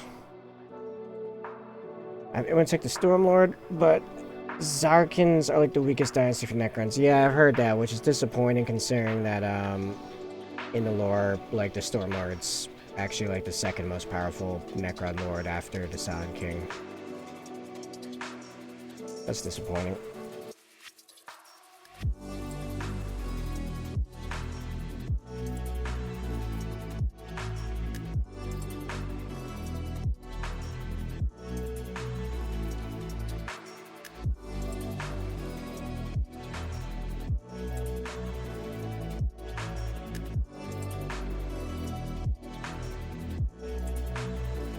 The strongest awoken Necron dance in terms of worlds, yeah.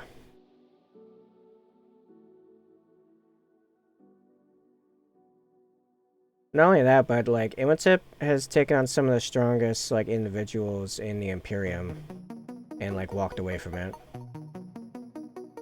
Like if memory serves, that's the guy that the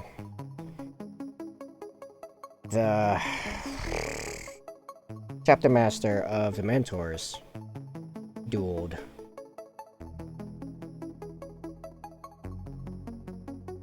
Chapter master of the Mentors? No, it's the guy that lost his hand. Who was that?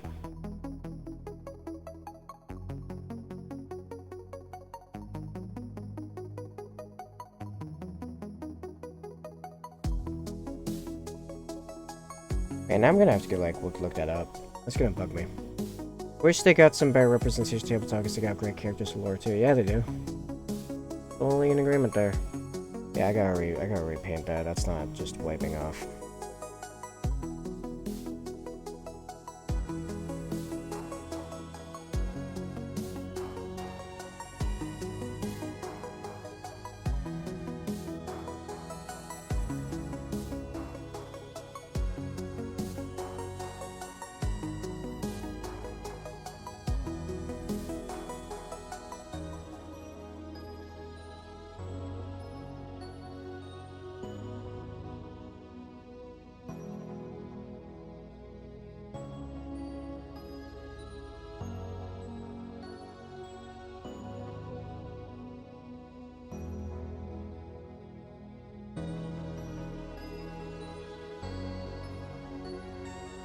Oh, yeah, this is, I felt like I needed to mix it up. So, earlier in my first stream, I threw in Epidemic Sounds, like, just featured playlists for electronica and beats, or electronica and dance, or whatever it is.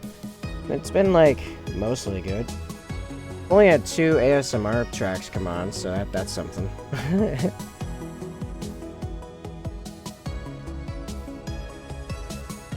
Yeah, I can't complain. I might just keep it like using it like this instead of like going out of my way to deal with a tailored playlist.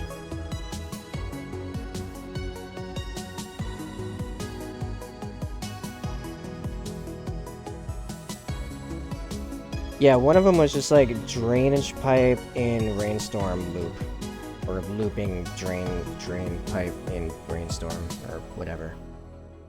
It was just like water, like aggressive water gurgling, like nonstop for like 3 minutes solid, and like within the first like 30 seconds, I'm like, what even is this?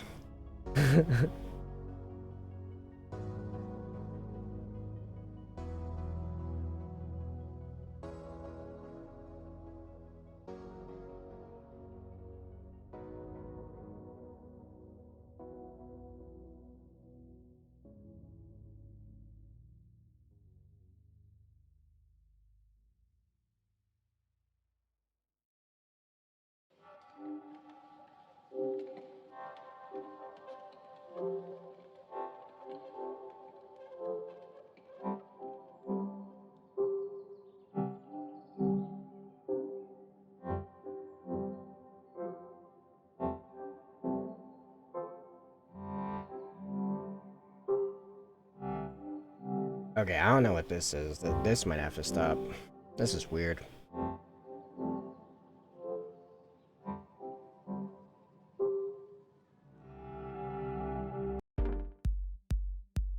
This is better.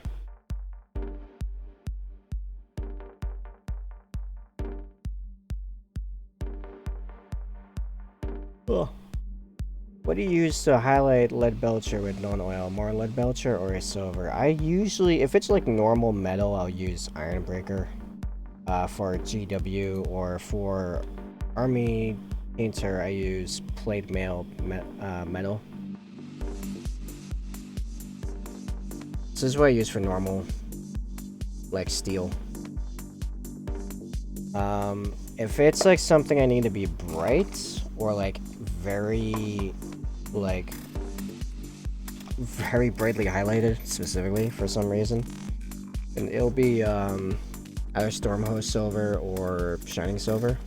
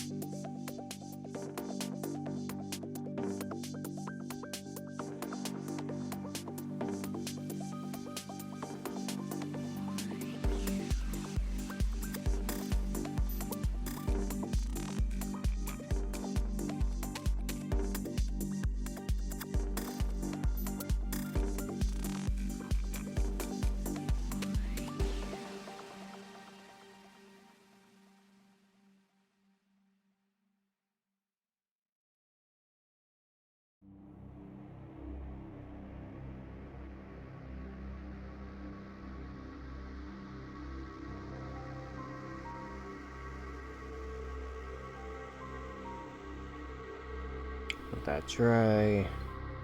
Again, how it looks, I might just give it a sheen and call it a day, or I might give it another pass with blue horror. We'll see. We're in the final stretch. Not even stretch, we're in like the final inches.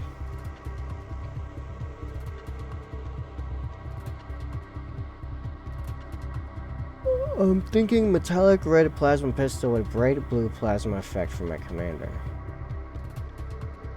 That sounds cool. I mean, like red, like the casing's red, like a Dark Angel bolter, or something like that. Aren't no, I don't know why I thought that. I thought someone else used red bolters, and I'm like that sounds gross.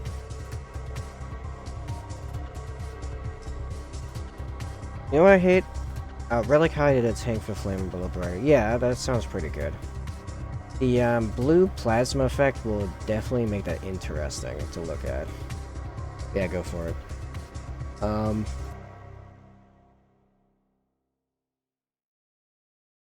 You know what scheme I actually hate? The Raven Guard gun case scheme. That bright bluish metal on top of just steel. I think it looks horrible. It's also really dumb because why would you have such a bright weapon color for your gun if you're the stealth chapter? Like, what even? Clearly more reflective than a standard gunmetal.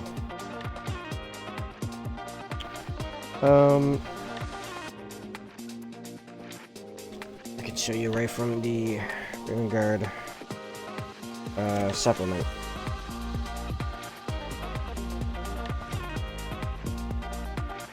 Alright, so right there. See their bolters, like it's the gunmetal, and then it's just like blue metallic, like bluish, shiny steel color.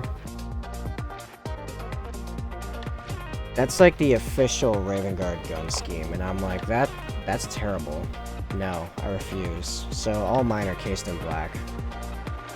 Because that's like the obvious color to use.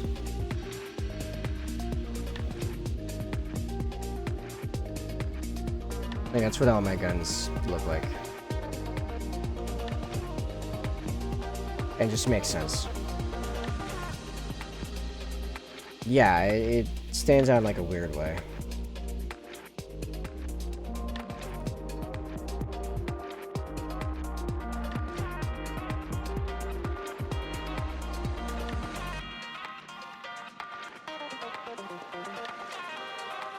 Alright, so power nodes dried. I think they look okay. I think they're fine. I'm just gonna put like a bit of a white line sheen effect on them and call it.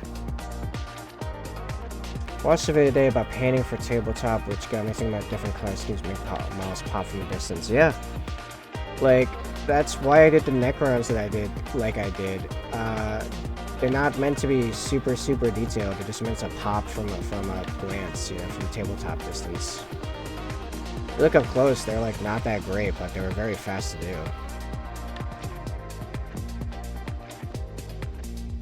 I think I shared it in Discord. I remember you posted something recently today, like just a little bit before the stream started. So probably.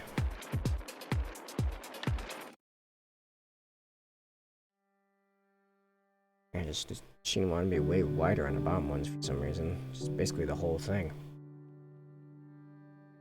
The idea was to be a very thin line.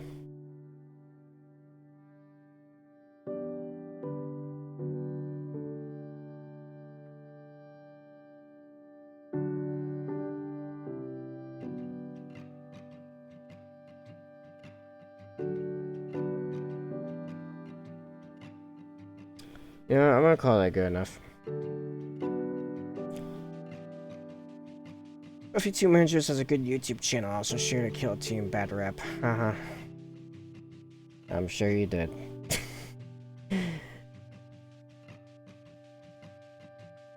You know who makes great bad reps? Maybe not so much for learning the game, but for just like entertainment value is Dice Check with Bricky. Those are amazing bad reps, and they're short too. Like they're full-size games. They're just edited down to like just the parts that matter. Like I said, not the best for learning from, but if you already kind of know the game, at least like generally speaking, you'll have a good time. Like you don't even need to know the armies that well. They also don't play very seriously, which is part of it. They're very like banter heavy and like doing this for the lulz kind of deal. They have all of the Moloch box. SM Phobos versus Blooded. I forgot about the Moloch box. I'm gonna look that up.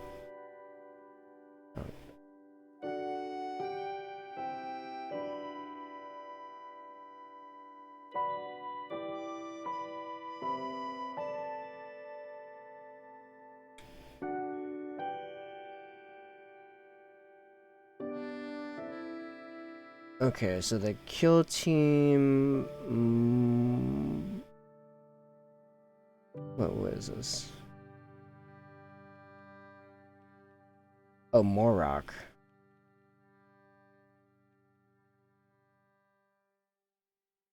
Ah, it's a bunch of Chaos Cultists and some kind of possessed dude versus infiltrators.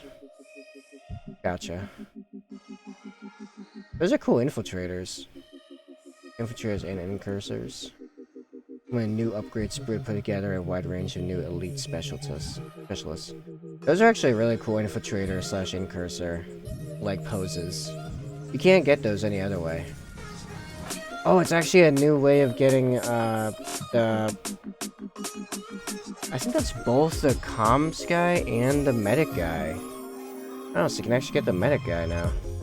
As it's just a standalone box, of course, but you can get it without like tracking down a Shadow Spear box. Yeah.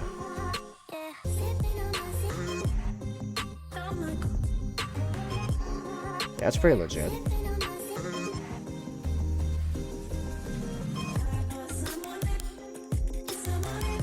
Yeah, infiltrators and incursors require the same torso legs. That's a thing. I have the sprue from like a box set. Got that as part of the trade. I've already cannibalized it a little. Okay, so and like that, number 5 is completed.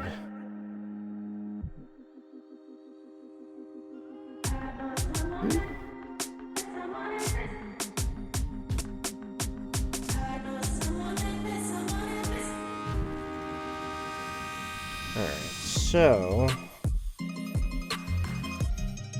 I want to calculate, carrying on like this, would I even be done in time for, like, if a tournament's like, let's say, like, September 1st, for example, just throwing out a number. I have 5 more Vanguard vets. It takes me, it seems like 2 to 3 days per model there. So that's like 2 weeks. A little over 2 weeks, theoretically. If I paint a bunch more on your weekends, I could probably cut that down. I have 3 Eradicators. If I do my dry brush method of doing their armor, I can cut them down like pretty heavily. The question is if I do much to like convert them or tribalize them. I might just not for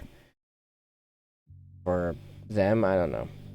And the Storm Raven, who knows how long that'll take. The Vanguard vets. Yeah, no, I could probably still do this. 2 weeks gets me halfway through the month with,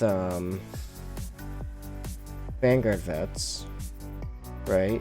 And then probably a week on the, you know, actually probably less than a week for the Eradicators, if I do my dry brush method.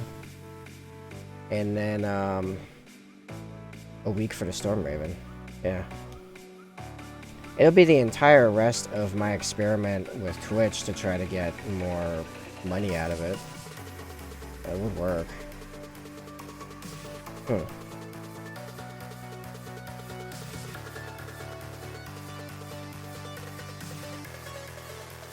Alright, so really quick for funsies.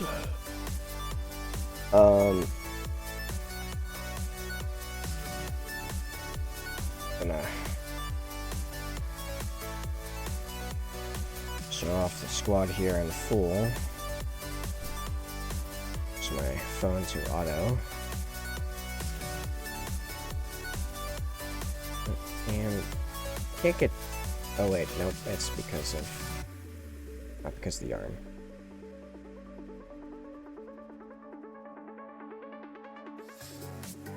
It's again because of the wire. Wire attaching my phone to my laptop. That's that. And pulling over the guys that need to paint.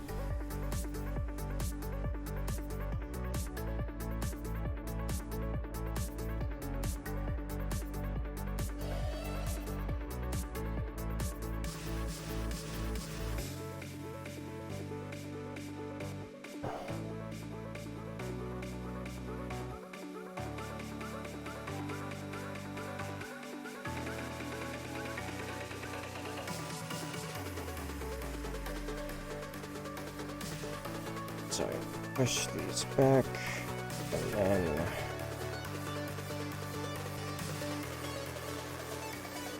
push these up.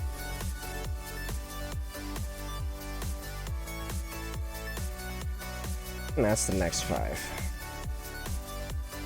Already primed, and oh, thank you. I'm quite proud of the lightning claws.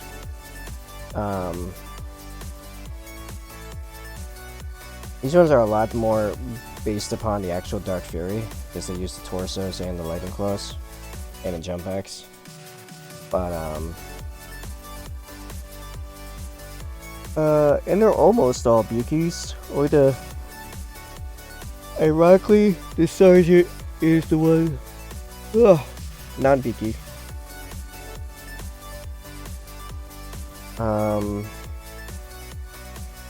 Yeah.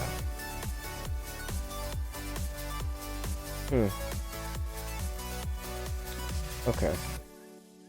I'm trying to, I guess, get the will to begin working on a new mini at 10 o'clock at night, and I've put in 7 hours of streaming, an hour and a half of video editing, nearly an hour of like research and learning crap, and yeah, I've been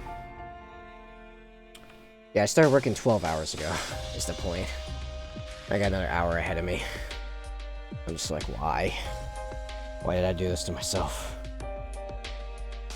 With less sleep than normal. And I still did my workout and my mile jog, which is like basically 2 miles because of all the hills. Yeah, I totally hear you. I might even stop early, because if I got no one else like really in here, then it's actually just lowering my average. That Commander's looking pretty good, actually. I would say get a little bit more coverage of whatever it is you're doing on the top of that backpack. It looks very blotchy right now. But I'm not sure what you're trying to go for there, but besides that, looking pretty good. The metal looks great. Metal looks great. The code looks pretty good. It's just the backpack needs some cleanup. And obviously, playing around with the plasma effect, I'm gonna. Right, yeah, that'll help. I will put in a tutorial, the one I learned from for hot plasma glow, like the kind I used for my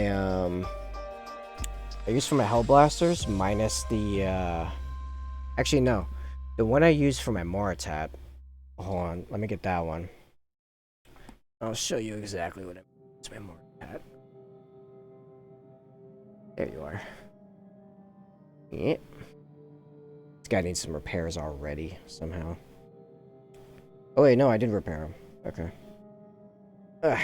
Made this for a painting contest. I'm still like 2 months later waiting for response on. I guess it's some weird behind-the-scenes drama. Okay, yeah, that looks pretty good. I see what you're going for now. So I can see the tutorial on how to paint plasma looking like this.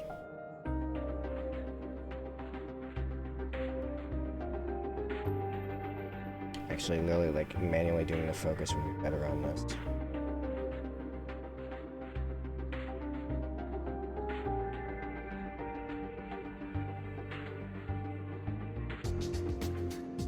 Yeah, that backpack looks good. But yeah, I'll throw in the Discord the tutorial for how to paint plasma like that. Not want that bright. Well, I mean, you can always dull it down by just adding stuff to the white. Like, you can play around with it. It's just now I don't know how to do it. I'll probably eventually do a plasma tutorial myself. It's just I don't have any plasma to do until I get to the Storm Raven. Storm Raven's got 2 plasma cannons on it. Oh yeah, the Eradicators would be a good time to do a tutorial on how to do black armor very fast. That's legit. Because it actually makes like good... I found a technique that actually makes good black armor that's extremely fast. Like, I did it on my land speeder and you can't even tell that I took a shortcut, necessarily. Like, it still looks nice and highlighted, you know?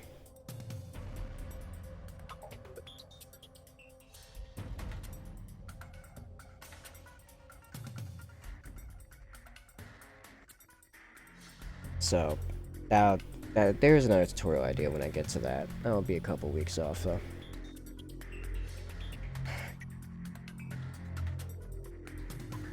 Yeah, no, I'm gonna look into, I need to learn more about Twitch clips, YouTube shorts, and Instagram reels. All of them. Especially as I make these tutorials shorter and shorter through just editing finesse.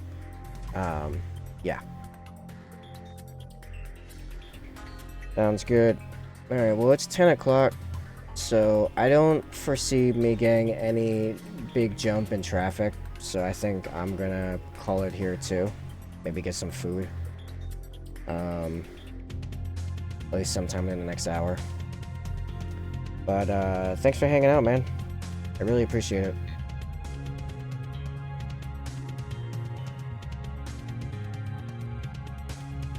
Alright, calling this stream a Denzo.